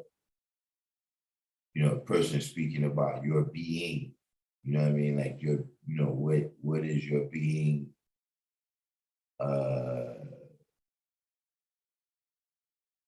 In terms of how you manifest all your principles. You know what I'm saying? Like, as a being, you know what I mean? But be means to exist. You know what I'm saying? Be means the present state of. You understand what I'm saying? So when you're dealing with be or born, right? Now, look, I break it down simply for you, right? My name I was gonna ask that shit. is Darkim Be Allah, right? My son's name is Darkim Allah. That's what's, be or born. Be is, in the context of that degree, right? It's telling you what the knowledge is. That's what is. That's the idea, right? That's making something born, right? Be, right? Would be, like I said, is to exist, right? We call it like in the participle forms, right? It is one of the tenses of be. You know what I'm saying? So that's what is, right? And then what comes from that is was born. You understand what I'm saying? So what about the or? Hmm? What about or? It means or, meaning if you come to the house, you either looking for Darkim Be Allah or you looking for Darkim Allah. You understand what I'm saying? It means that, now look, when he has the next Darkim, right? Now he's be, and that's born. You understand what I'm saying? And so that's why it's be What if you're still or alive? born. You see what I mean? Because you can't, what you said? What if you're still alive? Then Yeah, you nah, it don't are. matter. What does that mean you are? He's always going to be born to me. That's our relationship regardless. You see what I mean? Because that's who he is in my cipher, Yeah. right? But he was born in my cipher. Now he's be in that cipher. He is God in that cipher. Hey, You understand what I'm saying? It's just like, King George is always gonna be Prince George to his poverty. You know what I'm saying? But to the next people who see it, just look, just like I said, look, y'all gonna have y'all own 5% one day, like Allah had his 5%, like Allah got his 5%. You see? Y'all have y'all own 5%. And to those people, it's like, yeah, you're gonna teach them about Allah, right? But really, you Allah for them. You understand what I mean? Because if you teach them that only He's Allah, then you might as well go back and teach them that only Jesus is God. You understand what I mean? If you're going to teach them that only somebody who's not here right now getting in the money with us is God. Like I said, I'm not saying He's not God, but I'm saying if you say that only He's Allah, you know what I mean?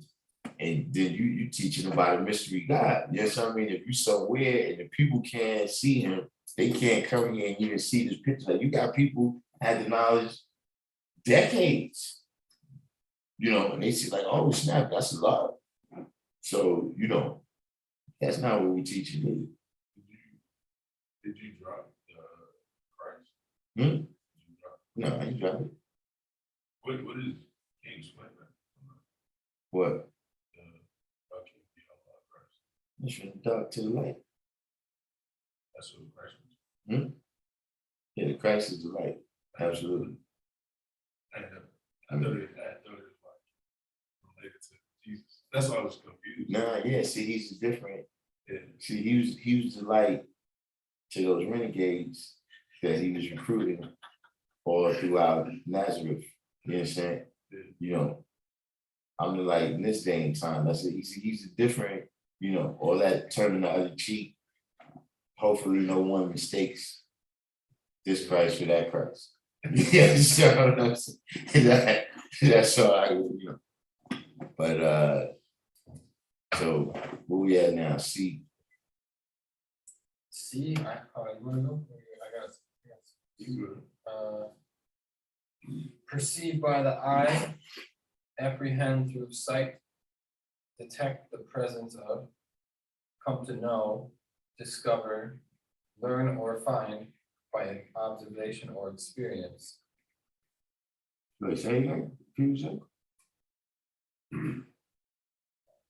Perceived by the eye, apprehend through sight, detect the presence of, come to know, discover, learn or find by observation or experience. I got to look, behold, observe, perceive, understand, experience. It also said to follow, understand that. But behold in an imagination or dream, to recognize the force of, have an insight or comprehension through the mind's eye. Yeah, see, that whoever defined that, I don't really like that definition, but it shows. Other etymology, like how it changes over the years. Right, okay. So see, it shows why we say knowledge and understanding is one and the same. You understand what I mean? Because see, we say knowledge means to look, and understanding means to see. You see what I mean? So when you actually perceive what it is that you're looking at, right, and you actually gain a working picture, right, of what this thing is, right? Now you're beginning to understand it. Just like, a person, you can hear a person speaking, but if you don't speak that language, right, you don't have a working picture of what these words mean. So you don't know how to respond to it at all. You don't understand. That's what you would tell the person, I don't understand. You see what I mean? So it's the same thing, whether you're talking about from just the mental aspect, right? Or the physical aspect. You know what I'm saying? Like I could look, you could see something, rolling down the street and like, yeah, I don't know what that is. Like somebody actually like, yo, what's that? Yeah, I don't know. I never saw nothing like that before. Like I never got the clear picture. You see what I mean? But that's what C means. You know what I mean? When you don't just like, look, even when you say to see means to understand, right? When you giving somebody to understand, right? There's talking, right? And then there's communicating to understand. You see what I'm saying? That's the difference between looking and seeing. See, a lot of people look at the lessons, right? And don't see it. It's like listening and hearing. Exactly. Like I was getting ready to say that next. You understand what I'm saying? That everything is like, yeah, you could get involved, but have you gotten, it's like understanding, right? Is almost the take, right? To the give of knowledge. You see what I mean? Like give and take, where they gotta work together like that in order for you to be a master, you know what I mean? Which I'm gonna get into later in the alphabet. 13 is master. I was so a cipher is like first place thing. And so when it comes to the cipher, you said there's a code that creates the cipher, which is the mathematics itself that creates that cipher. So for example, like if the cipher was me and the letters of my name, that would be the code that creates the cipher. According to at least like, to the alphabet. Well, oh yeah, you talking about in terms of choosing your name. You know what I'm saying? Yeah, yeah. You know what I mean? Like, yeah, well, yeah, that's what y'all was getting ready to tell y'all that. Once you finish with the alphabet, you know what I'm saying? That's how you choose your name. You know what I mean? Now, in particular, I don't know if I might have told you that before, but that's how I chose my name. You know what I mean? Is I wrote all the letters that I thought was like powerful, at that time, in the 15-year-old mind, you know what I'm saying? What was all the things that I thought I wanted to embody, you know what I mean? So, I can recall specifically like some of the letters that didn't end up in my name, like J for justice, P for power, T for truth. You know what I'm saying? There was other letters. And then,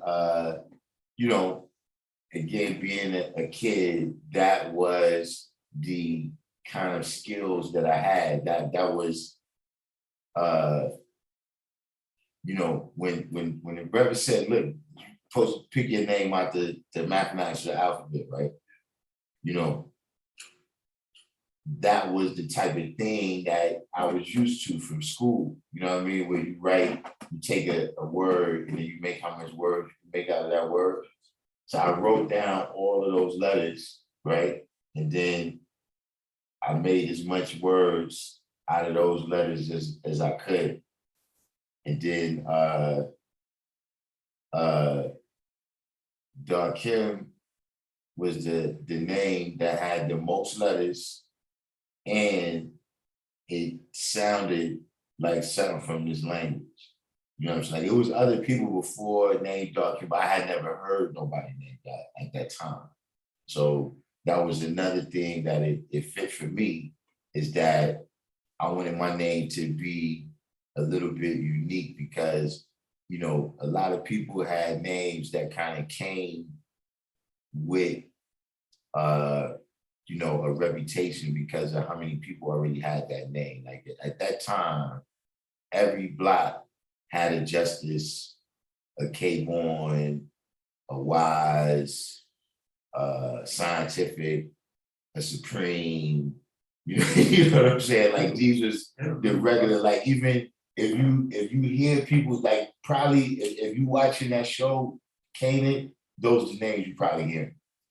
Yeah, because every block had those names, you know what I'm saying? And so, I wanted something where I could kind of, not draw too much attention, you know what I mean? So that was another reason, was like, yeah, no, I want just born or something like that. You see what I mean? So yeah, you gotta devise, your method of however you want to do it. But yeah, y'all in terms of that, yeah, those letters in your name, right, is not really necessarily the code that makes you, you know what I mean, but a part of the code that you manifest. You know what I'm saying? Like these is things, because if you pick that name, right, just dealing with sound, there's something about that level of vibration that, you understand what I'm saying? That it's a reason you pick that. You understand what I'm saying? And that's why it's good to be careful when you pick it. You know what I mean? And don't pick off, because then you end up changing it 1,000 times, right? And yes, when you change it 1,000 times, that means it's possible, not saying that that's the case, but it's possible that you can be confused about what your code is. You understand what I'm saying? So now you gotta keep changing it, because you can't really manifest that code that you chose. A lot of people in the beginning, before you really, know everything that's going on or something, you may pick a name, but you don't want to be changing 1,000 times. You know what I'm saying? For the most part, most people that thought it out carefully, they might end up adding something. You know what I'm saying? Like they might add, one characteristic or something, you know what I'm saying, that they feel like, yeah, this is important for them to manifest at that time or whatever. But 1,000 name changes, it's possible that you just couldn't live any of them out. I got a question about, I don't know if I heard you say it before, but when it's called, like, I think on the square. Living on the square, but it's like Truth is Square. Stand on the square. I'm saying on the square. Yeah. Like, what, can you explain that, or we just not there yet? That means to stand perpendicular to the ground. See, when now they say sleep is because of the depth, because you go 180 degrees when both is going on. You see what I'm saying? So the Black people in America was mentally dead or sleep, however you want to say it, and through gaining the knowledge of self, right? Yeah, they became upright, you know what I mean? And it's also dealing with the science of civilization, you know what I'm saying? When you're dealing with animals and shit, right? So, when you got dogs and cats and shit like that, they horizontal like this, you know what I'm saying? And the more civilized an animal is, right, the more they back start coming up like this. You understand what I'm saying? And you see that picture of the monkey, and it's evolving into man. You know what I'm saying? And every year, every step, he's hunched over. You understand what I'm saying? Until you get to upright man, which that's like a definition of man. You know what I mean? The bipedal part is a necessary part, you know what I mean, of Homo sapiens. Like that's one of the difference between Homo sapiens and Homo erectus, et cetera, et cetera. You know what I'm saying?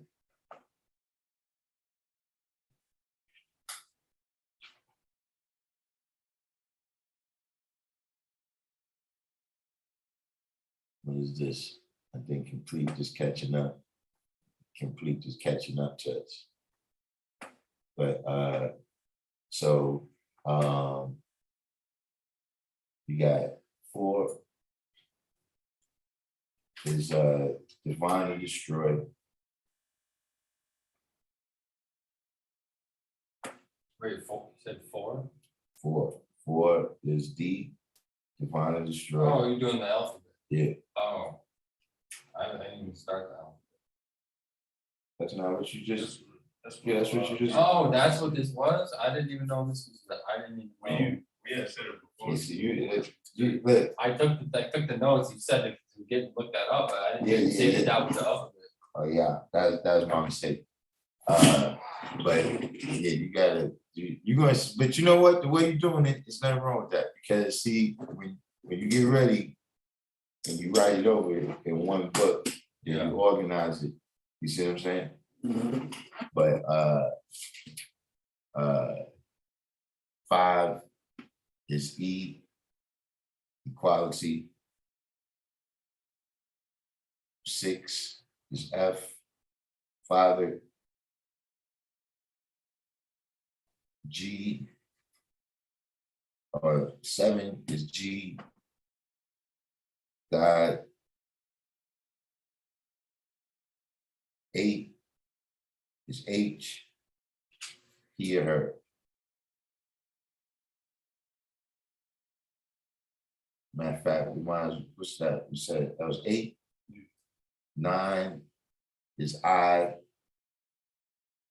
and that's I as in self.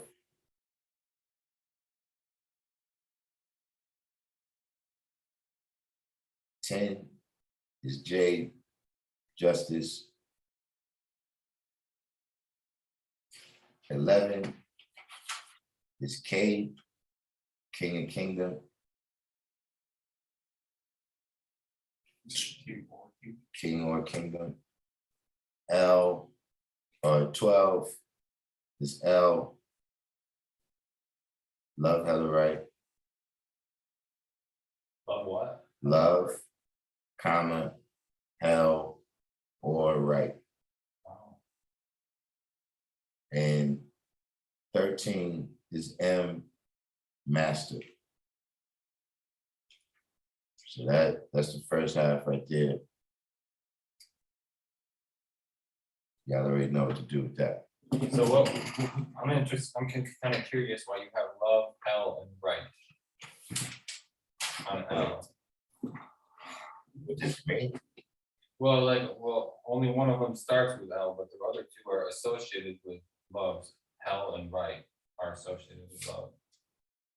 Oh, that's what you're saying. Well, we dealing with the principle of it.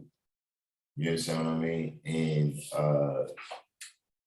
you know, that's the hell and the right is a part of the principle of love here on the planet Earth. You understand what I mean? Like, you got all this other type of Eastern philosophy love or whatever. You understand what I mean? But from my standpoint of life, where we at,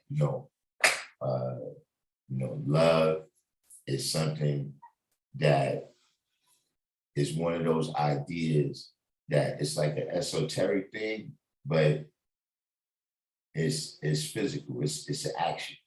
You understand what I mean? Like there's some things that love, if you look at the dictionary, it probably says noun, right? But love is actually a verb. You understand what I'm saying? And the science of that verb is, going through hell to come out right. You know what I mean? The science of that love is something that's going to be tested in hell to see if it can come out right.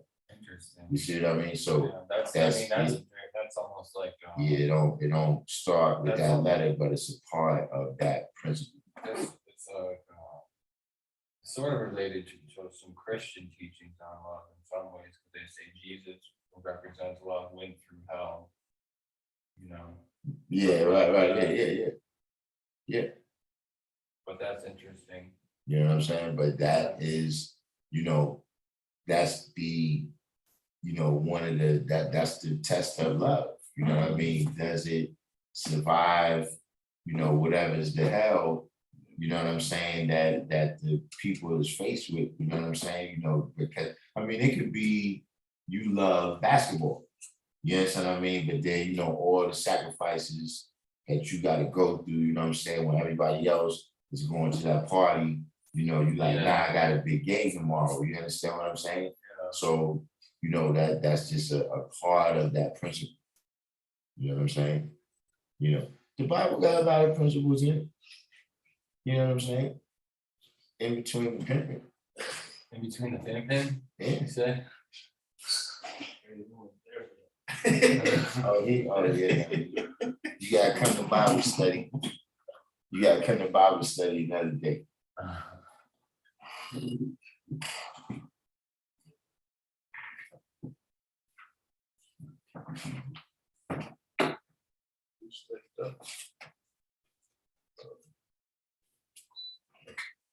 Damn, I didn't know it was that time. What's he, he said, Yeah, man, sometimes, yeah, so you fuck around and fuck around,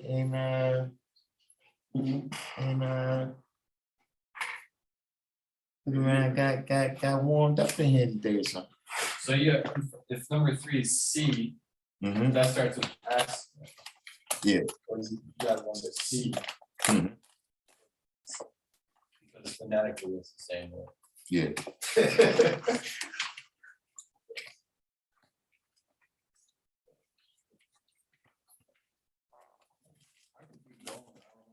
You wanna keep going or? I'm gonna be here. I'm about to get back into what's the name for me. Yeah.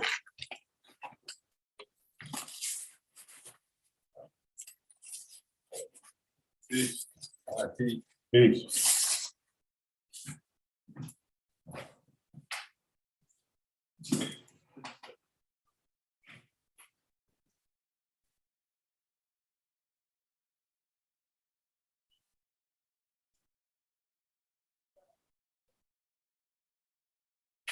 I also looked up life and substance. I had that written down. I think you told me to look up life and substance for some reason. I don't know what that is. What you got for that?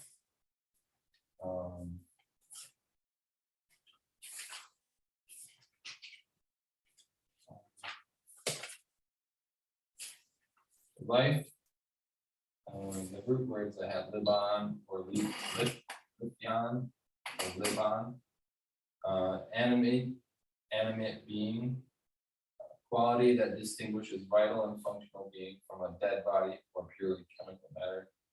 The immediate gift of God, principle or force by which plants and animals are maintained in the performance of their functions.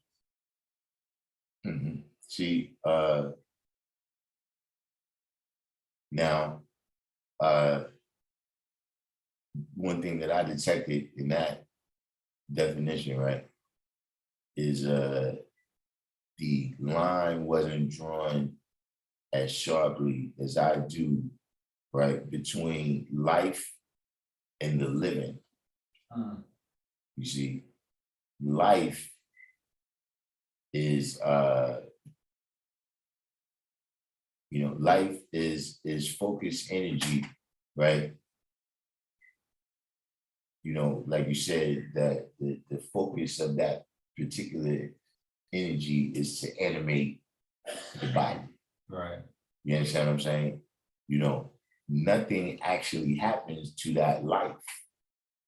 The body just wears down to where it's not useful for that energy no more. The energy can't, you like how they say that the mind is willing, but the body's not able, you know what I'm saying? So, when you might see, older people or whatever, you know what I'm saying, and they going around, the life that's in them is still strong. Right. It's the body's ability to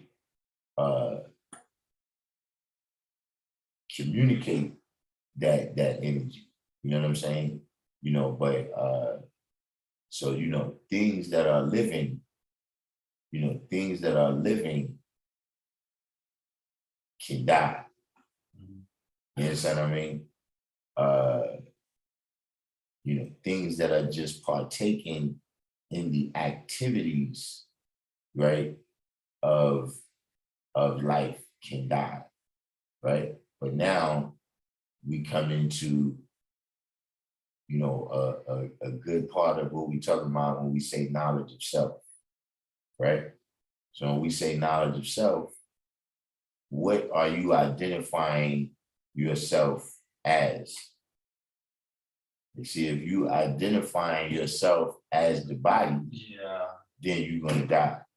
Right. You see what I'm saying? But if you identifying yourself as that animating force, right? Now you see how you won with all of the rest of the animating forces and catalyst forces, et cetera, in the universe. You see what I mean? So you think that the essence of your life, not just your body, but your spirit or whatever is inside you, the essence of that is actually one with other forces that are at work, you know. Well, until we discover that there's some other category of energy, that's all the types of energy we know about. You know what I'm saying? So even like a mathematical force, like, you know, gravity or inertia or something that physicists, these are forces that like physicists have taken and they've taught it down to mathematics, but now we have. You're talking about electromagnetism, gravity, strong nuclear force, and weak nuclear force is the four basic forms of energy in the universe. You know, where they don't know where these forces derive from per se. There's no other force per se that gives rise to them.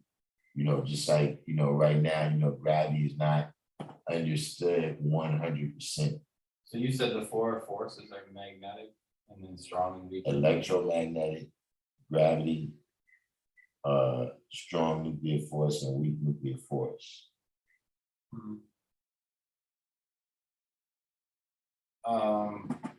So since these other forces, you know, physicists have taken these and they've applied mathematical principles to them. In a way, we're applying mathematical principles to the force that's in us, the creative force inside of us, through the teachings that we're doing. Since it's called mathematics, right? Say it again? Well, like physicists, like Newton and stuff, they've taken these forces and they've applied mathematics to them to make them understandable. So it's, in a way, we're applying mathematics to whatever the force is. Yeah, mathematics is the language of the universe. But we're applying it to the creating force of self or God, instead of these forces like electromagnetics or gravity. No, all that's included. It's included. That's when we say power, you know, these are the forces, right, that act on matter, you know, from the time it reaches the atomic level. You know, once you go into subatomic, you know, quantum physics, things don't work the same. You know what I mean? Physics is for this level. Once you get to the subatomic level or the, you know, macro universal level, all of these laws don't apply the same that apply on this atomic level that we at. You know what I mean? So for everything from an atom to a person that exists in this realm of existence right here, those are the forces that are acting on. You know what I mean? Like, these are the forces, you know, when you eat some food and, you know, your body breaks it down into the atoms or whatever it is, and then those atoms react with the other atoms in your body or whatever, those are the forces that's doing it. You know what I'm saying? Those forces, those is like the, it's like we got this computer right here, right?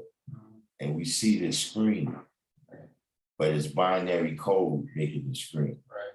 You understand what I'm saying? Like that's the mathematics behind what we seeing right here. Right. You see what I'm saying? It's interesting though, you said like once you get down to a quantum or smaller level, the laws change.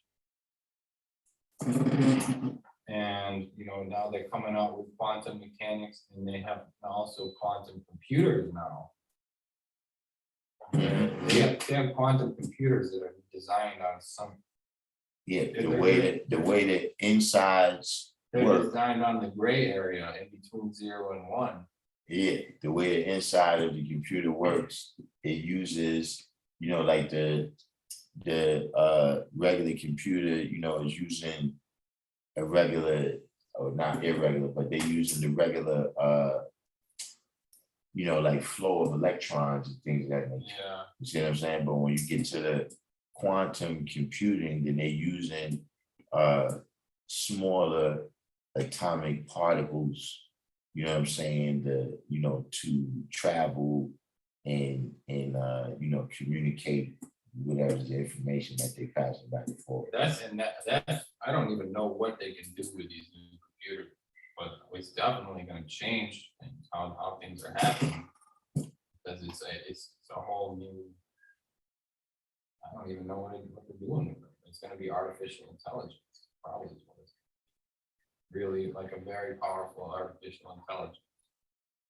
And I think we're coming into a new era where artificial intelligence is going to play a much greater role in the society that we're taking. And you talking about how social security is breaking down, and the city jobs are breaking down. I think this is deliberate. I think this is something that they've done by design, because they now have technology. They now have much stronger technology, artificial intelligence, and all these advanced systems that they don't even tell us about, right? So how can they bring all this new technology on the public? They can't even bring it to us because it's going to change everything we do. So that they have to break down this society in order to justify bringing all this new technology in. Well, the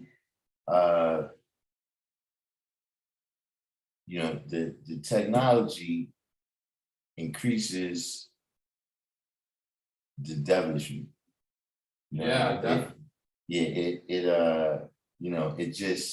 It actually enabled it from the very beginning.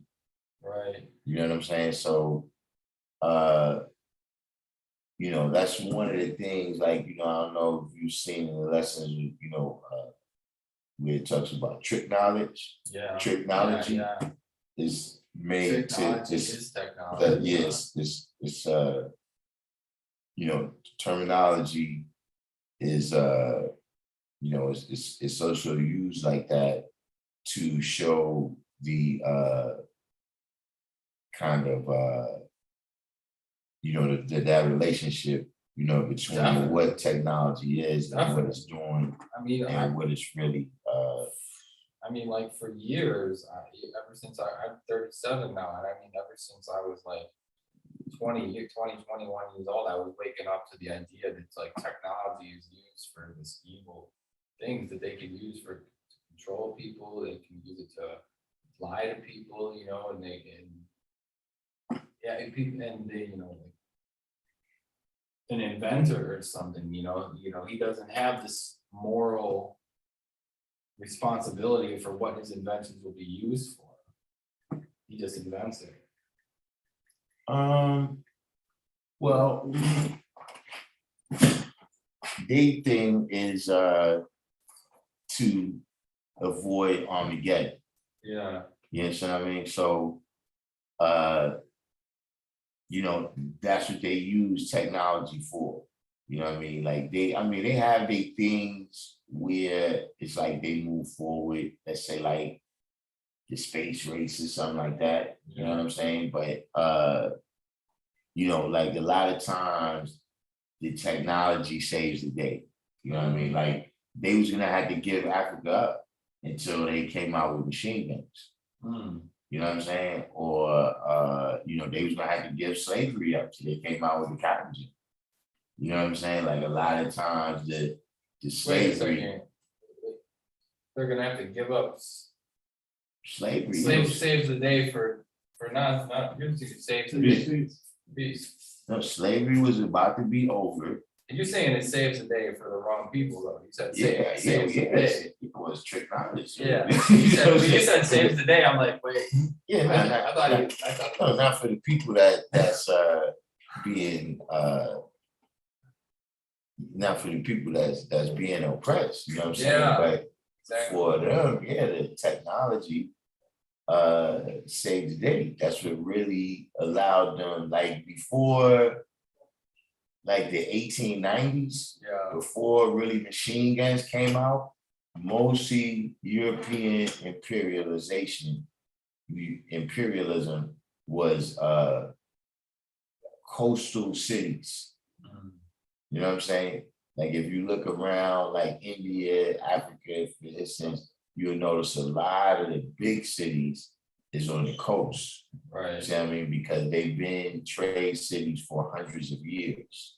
You know what I mean? And then a lot of those interior cities, they was more prosperous, but then they got all of the resources got bled to the coast. That's interesting. Like in America too, like New York and LA are really what you hear about. And all the cities are, in the middle. The resources are, they're deteriorating as the resources go. But going back to what we said about technology, I saw this clip on somewhere on the internet. It was this guy's name's like Klaus or something. He's like the chairman of the World Economic Forum. You heard about that guy? You said Klaus? This guy, I saw this video. This dude, he's the chairman of the World Economic Forum, right? And he said the fourth industrial revolution will not change what we were doing. It'll change us.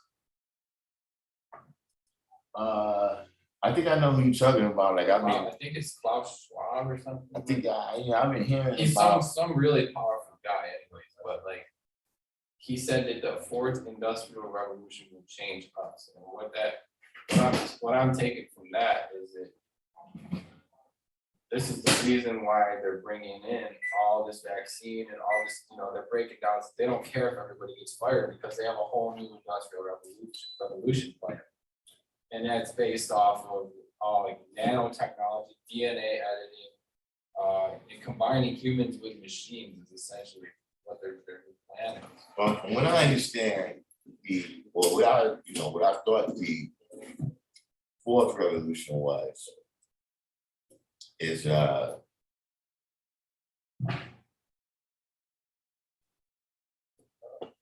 there's some idea out there, right? There's some idea out there that technology will be used to give people all leisure time. Yeah.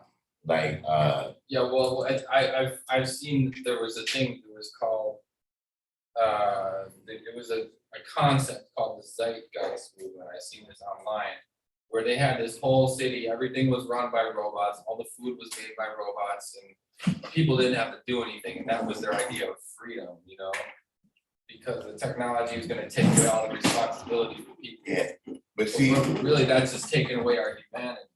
It's taking, if you want to be a doctor, you can't be a doctor because a robot's going to be the doctor. So what do? We just sit around and, just. It's supposed to be then that we're supposed to be able to have enough time to awaken our chakras, etc. Who knows? But here's the thing with that idea that I can't see. Here's the thing with white people. When white people make money, they have plans for it. Yeah. You should. Well, wait a minute. You thought I made this machine so you could sit on the beach all day? Yeah. White people don't think like that. I wouldn't know. I would never have that kind of money, so I wouldn't even know. Yeah, that to me is just that part where if that was the case, that could already be happening. Right. You understand what I'm saying? Meaning, I saw it was like some type of article or something, right? And it was talking about different companies that could afford to pay their employees like in the hundreds of thousands. Like you could pay your employees, like every employee, like 250,000, Yeah. and still have made Like Amazon. $8 billion last year, something profit. Amazon could probably pay their forklift driver $100,000 a year. You see what I'm saying? So what I'm saying is, if they was going to take the surplus, right, and look out for the people, they could have been doing that now. I know. You know what I'm saying? So, who knows? Yeah, it goes back to the influence of the devil. He's always closer to the people on the top, I think, because those people they're all in like secret organizations. They control everything, and they're the ones that oppress people. It's usually the people that are closer to the top, and maybe there's a few people who made it that far without being involved in that, but I don't know.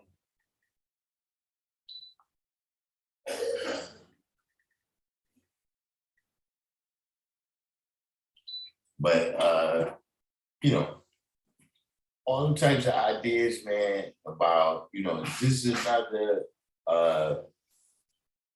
see, here's the thing with those utopian ideas, right? Sounds dystopian. They always end up being dystopia, right? Because of the simple fact that, the only constant, right, in the physical realm, right, is change. So, how do you stop change from occurring? Like if any moment is utopia, right, then just the mere ticking of the clock takes it out of being utopia, because it was perfect at 12 o'clock. Right. So if it's 12:01, Right, so in order to experience a utopia on Earth, you have to be able to constantly adapt to reality. that's the real way you could only do it. But thinking that, we're gonna reach this level, that level has been there, on, like for everybody except Black people, right? At some point, somebody in their family thought America was utopia.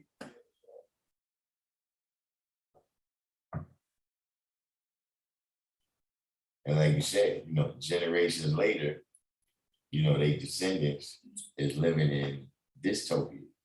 Yeah. You know what I mean? But all those types of ideas that, at the end of the day, first of all, at least the way we do it in America, capitalism and business and all this type of stuff can never really be the way to utopia. No. You know what I'm saying? No. So once that kind of idea is included, I'm already of the mindset that it's not going to be good. Yes, it's a fool's errand. Exactly. I mean, I could say I said that just by looking at the fact.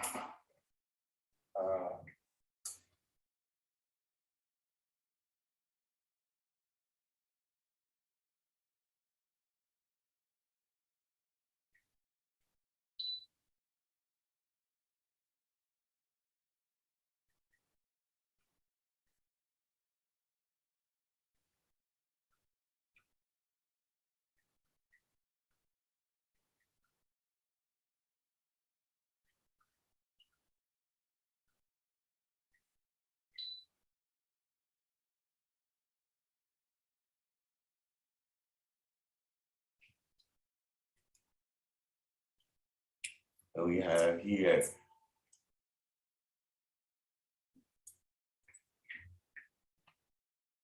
I don't know. You look at that picture of Marcus Garvey up there, right? Like, he's in a society where people said black people were the bottom of the society, and he's defying it. He's completely defying it by with that outfit. He's like, no, I'm not. I'm a king, right? Mhm. So in a way, it's almost like it's like black people were born to break the mold. He's like he's defying the whole. That was at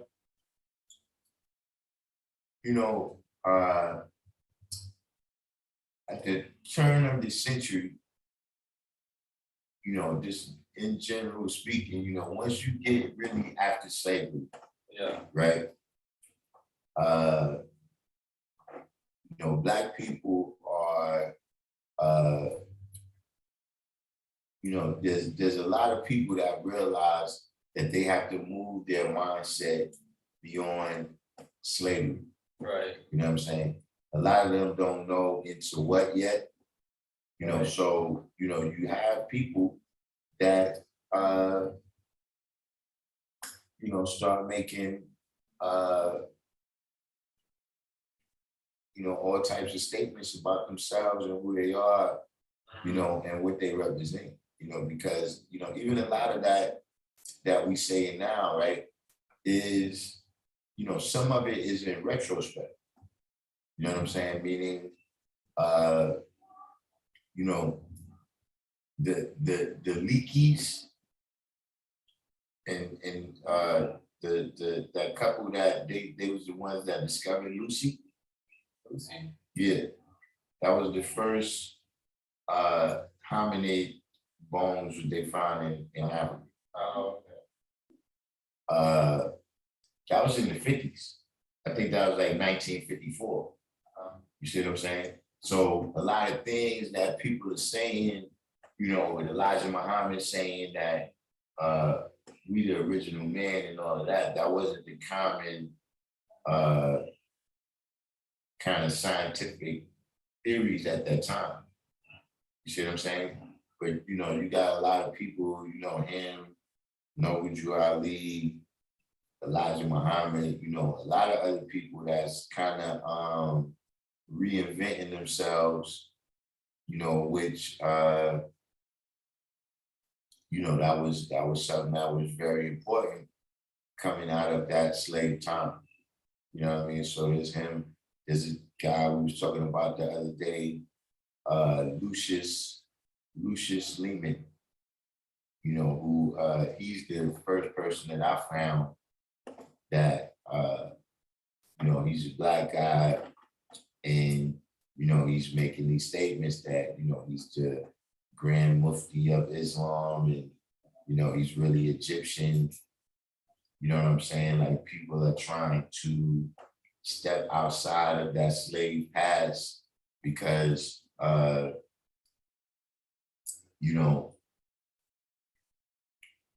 there's like everywhere had a particular oppression on their black people.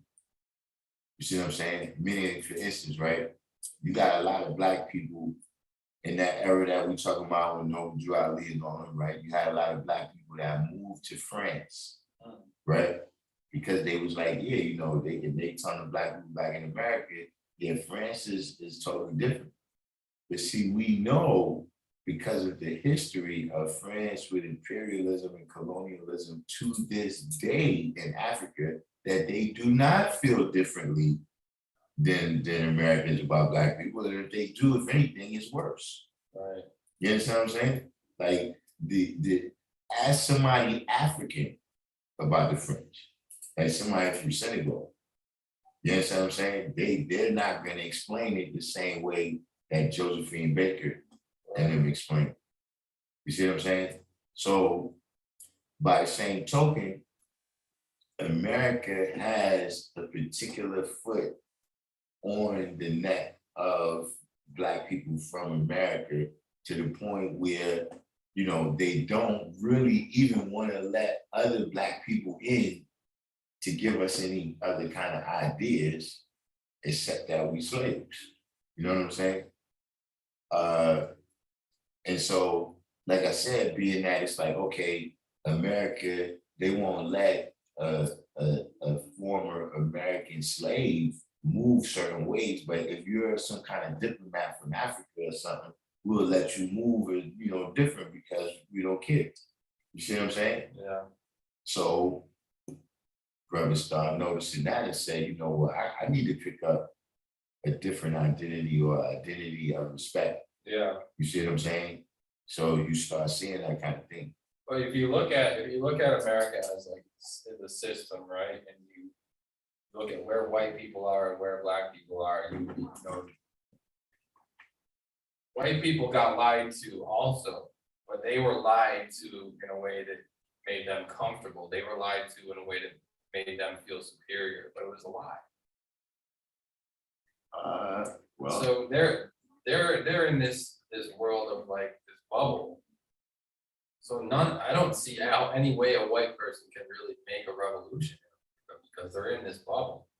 They're in like, they're in a delusion.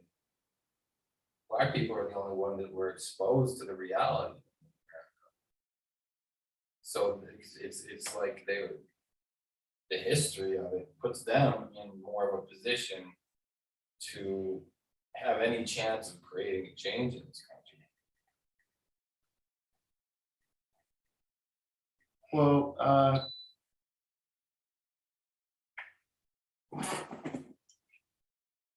don't see how white people would ever change anything. I think they're kind of ignorant, you know?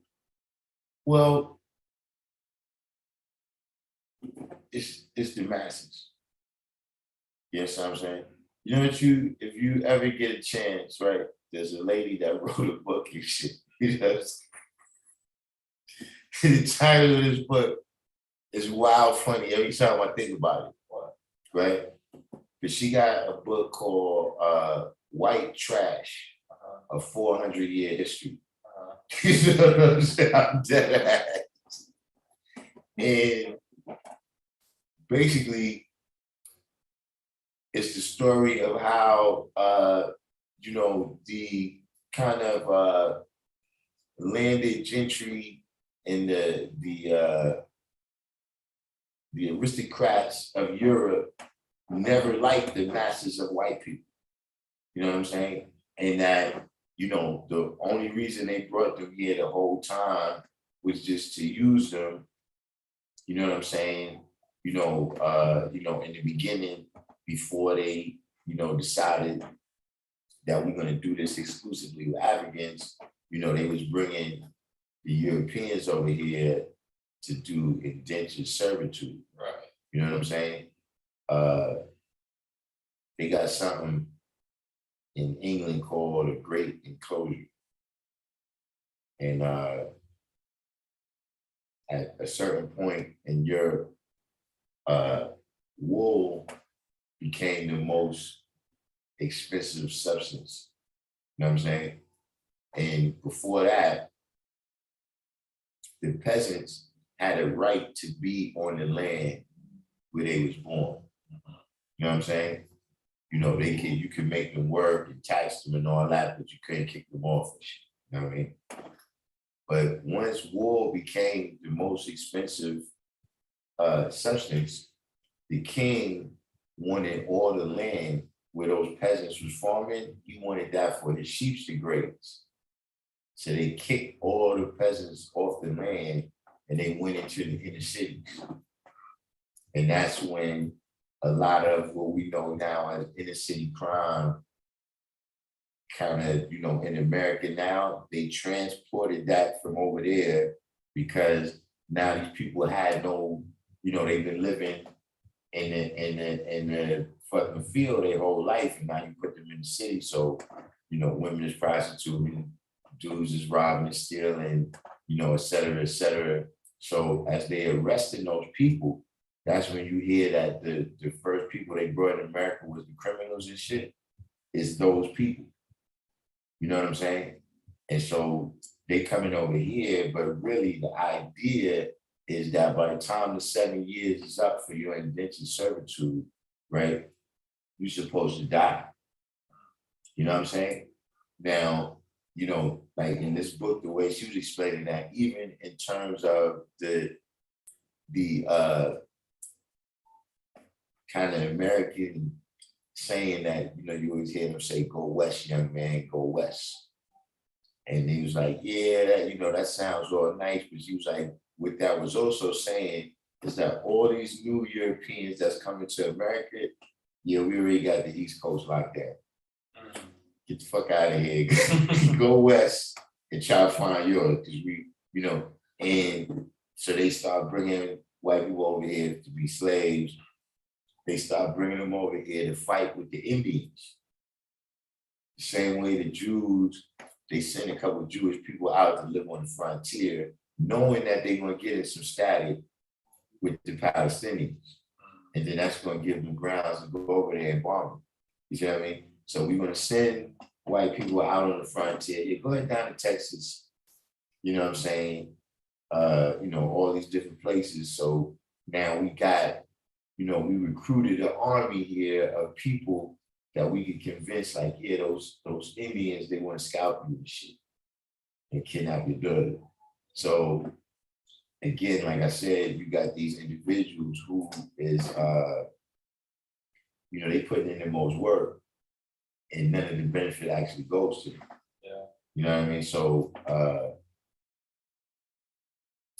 if that idea, right, ever got into the masses of the white people, right? Like, see, the last time that kind of idea got into the masses of white people was on January when they rushed the Capitol. Yeah. You see what I'm saying? You know, they have to keep those people, like that's the people they need to go in the army. That's the people they, you know what I'm saying? So you know, if there ever you know, was any mass idea, right, that made white people realize that they the 85% too, then they would know. See, right now, the American idea, right, is that white people are the chosen people. No, I don't think they are. No, I'm not saying, I'm saying that's the American That's the idea. American idea. So, like you said, that's why, okay, yeah, why would I want to change it? Right, exactly, that's what I'm saying, You they're all in a understand what I'm bubble, they're all in a bubble. But the American exceptionalism, the idealism, the manifest destiny, all of that is saying that, yeah, this right here was made for white people. This was given to us by God. Yeah, exactly. You understand what I'm saying? That's a lot. Now, but I'm saying that as long as that idea exists amongst the majority of white people in America, then you have a status quo. You see what I mean? Right. But if it gets to the point where the white people is like, nah, we never was down with y'all. You know, Well, that's what I'm doing right now, man, I'm not down with that at all, that's why I'm going up to Harlem, because I don't want anything to do with that. well, slowly, it is happening. You know, and this is one of the things that they worried about, the people that the kind of culture warriors, the you know, Rush Limbaugh types, the Sean Hannity's, you know what I'm saying? These kind of people that's saying that, yo, you know, we need to save white America. You understand what I'm saying? You know, that all of that's hand in hand. Right. Yeah, you know, I heard this one black preacher on YouTube, you know, and he was taking it back to the Bible of like Jacob and Esau, and you know, he's trying to relate it. Have you heard that whole thing? Say it again? I heard a black preacher on YouTube, and he was taking it all back to the prophecy of like Jacob and Esau from the Bible. Who said about Jacob and Esau? It was a black preacher on YouTube. He was going about how like you know, like the Jews, they say that they're God's chosen people, right? Right. But what he was saying is that's false, and that, you know, the Hebrews are actually black people. for which. I mean, they go back and forth with that. But I mean, I think this word that you've heard, Yaku, Mhm. that's like Joshua, the Joshua. It's the Y is the J, right? So that's like Jacob. yeah, Jacob is, Jacob. Yaku is Jacob. yeah, Yaku. but,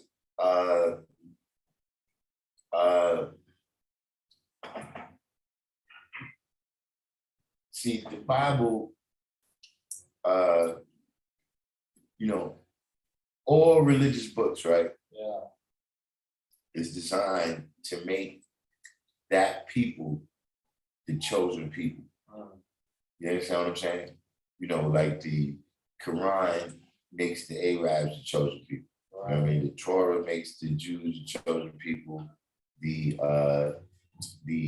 Bible, originally made the Italians the chosen people. Everybody else was barbarians and what you call it? Heathens at that time. But I can't recall. Heretics. Yeah, heretics with all different types of names. You understand what I mean? Now this becomes the unique.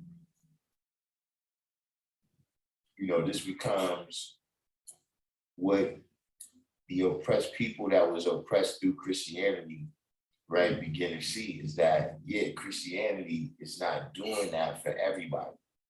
You see what I mean? Meaning you're imposing your religion that says you're the chosen people on everybody else. Right. I mean, that's what the whole foundation of the Nation of Islam is.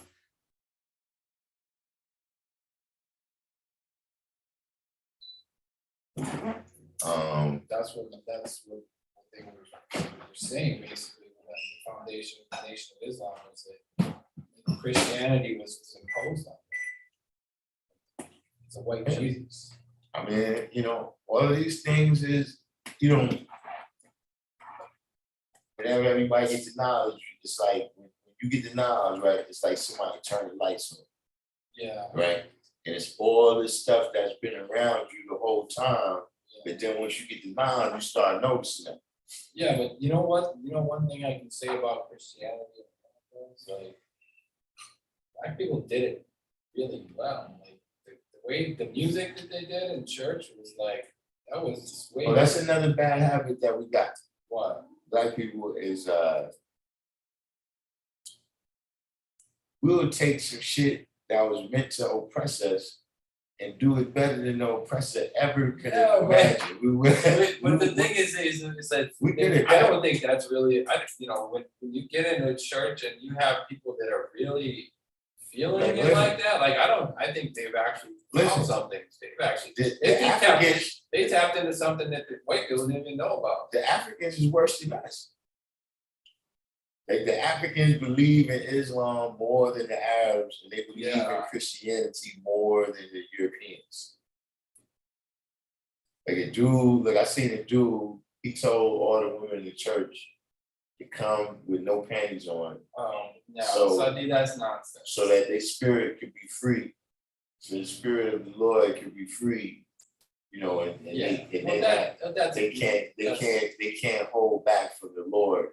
But that's obviously nonsense. But you know what I'm saying? Like, you listen to like. I'm just. I played in a gospel choir in a black church, man. Like, just speaking from a perspective of a musician, listening to some of that black gospel music is really like sincere music, and I would put that in a place of like spiritual sincerity, regardless of the Christian teaching, regardless of white Jesus, like I think some of that music is just the sincerity of it makes it a real religion. Even if you can say whatever you want in the Bible, but bring forth a certain level of like passion and sincerity, I think that it takes the religion somewhere else. It takes it out of the Bible. It takes it away from white Jesus into something else that's new. Because I never experienced that in any white church. I never experienced any of that kind of energy. It's a different kind of energy. Yeah, I mean, yeah, that's, that's something that, I mean, I can't explain that, I don't know, you know what I'm saying? You got down, if you go to like North Carolina, down with like the snake handlers and shit like that, they get hyped. Yeah. Just generally speaking, I think it's a couple reasons for that. One being that, church was one of the only forums where, Black people is going to be able to let loose like that. Yeah. You know what I'm saying? Like if you go and express yourself like that in church, Master's happy. He's happy that you're that enamored with Exactly. with this That's bullshit. exactly what I'm saying. It's like Yeah, they made it in Christianity into something that was subversive. I think it was a subversive thing to take, like white people going to church and they be standing like all still and stiff and like they think that's how you're supposed to be doing it because you're supposed to be obedient. So when they put that on Black people, they think Black people were just gonna go in there and be obedient.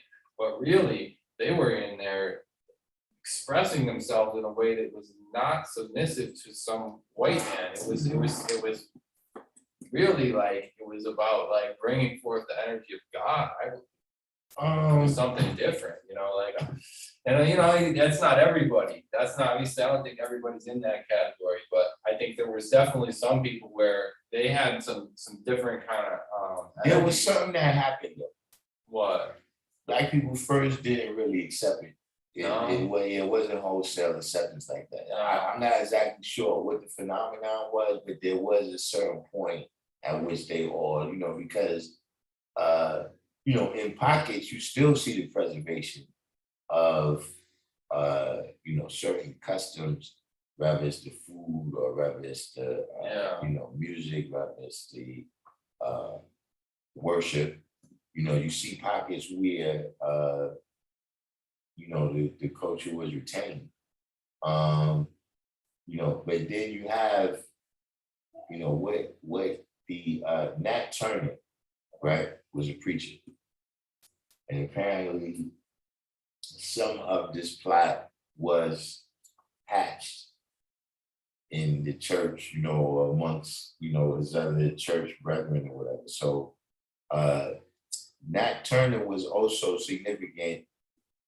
He was significant for what he did, first of all, right? But what is also significant about what came from that, right, is that a lot of the brutality, right, that we seen, it came after Nat Turner.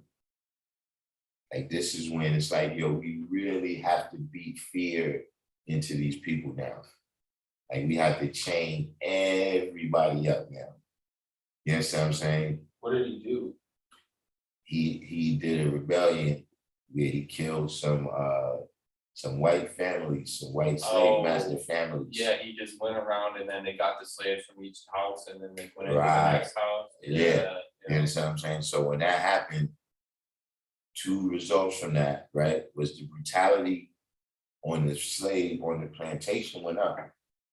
And the other thing is a white person had to start monitoring the church service for Black people.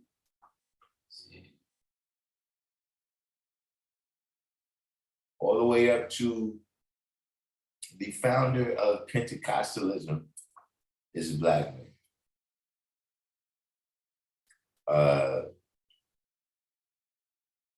But he had to be like kind of sponsored by this white guy. I see. Yeah. See. So they like brought in Asians or something. Brought in like people What? They like brought in Asians to like monitor the church.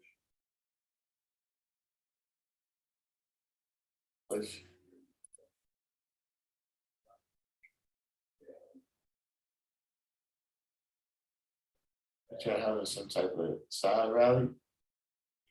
I got a thumbs down. I can say. True wine. Ellie Green said, don't dress it up. What y'all talking about over here?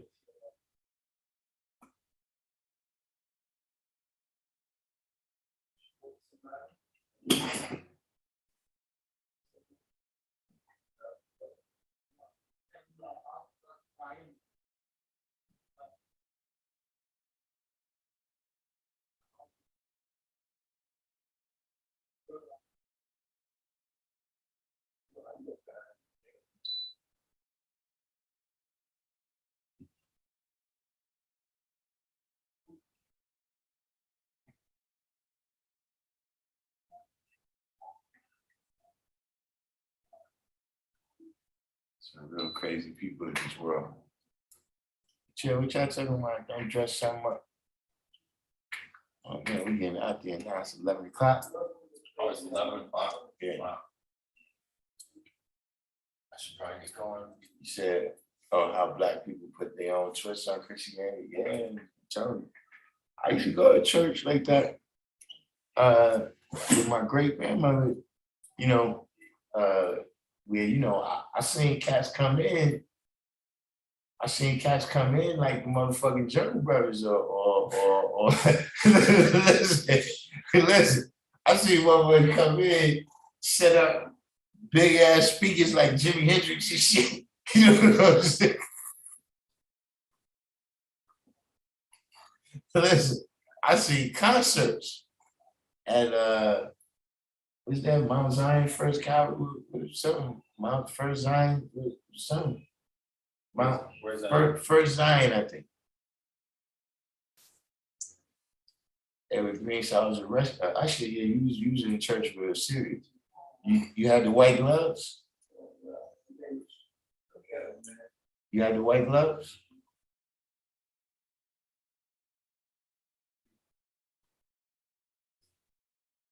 See, that's why you can't really tell me too much about that Christianity now. Tell me. That's one thing I can say about that church. They listen, they got all the Christianity out of me.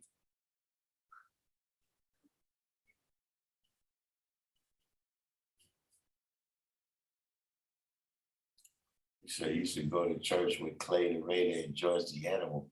Now, when you first said George the Animal, I thought you meant George the Animal Steel. I was about to say, get the fuck out of here, man. You used to go to church with George the Animal. Hey, shit, I might still be Christian now if George the Animal was in my church. Shit.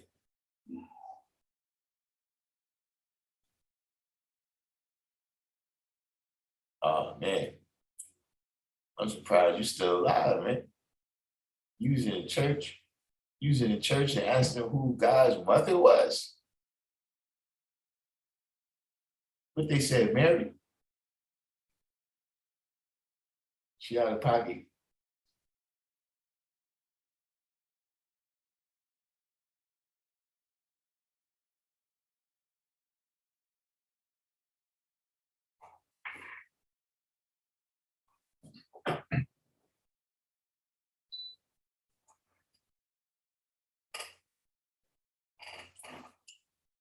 So she going to said never went to church from my mom's side. It's heavily religious. I've been in Catholic church with my cousin. In that Catholic church, it's like 45 minutes. I remember I went to the Catholic church one time with my aunt. I went to the Catholic church one time with my aunt, and it was like, yo, you know, it didn't even seem, it seemed like we just sat down and got right back on the left. You know, in comparison to the Baptist church where we was going, whereas like, dude, y'all need to pay me, man. It's just, like, you put in a full shift. You put in a full shift over there on Sunday.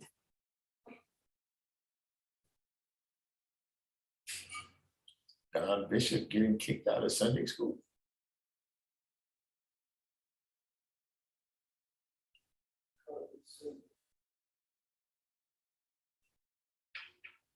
Trying to show y'all.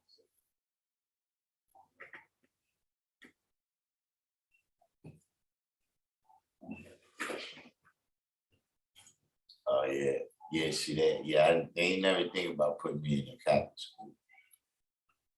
You know what's the funny thing about Catholic school though? I mean, it wasn't funny. It wasn't funny, but like, you know, like all the people that was going to Catholic school and they moms putting them in Catholic school, like, you know, this is gonna make them good kids, and then they end up getting in trouble with us. That was always kind of funny to me. I went to Catholic school. Be like, yeah, you still over here in the bulls, man. What's the difference? You know what I'm saying? But at any rate, we had a good session today. Everybody do the each one teach one, hit the like button if you made it this far. If you're new to the channel, hit subscribe, you know, give me a thumbs down, you know, let me feel some love as well. If you didn't like the stream, you know, share this on your other pages. We're going to take it down right here. The medicine cabinet had already clicked out. We're going to take it down right now. From the G building, signing off. Peace, everyone.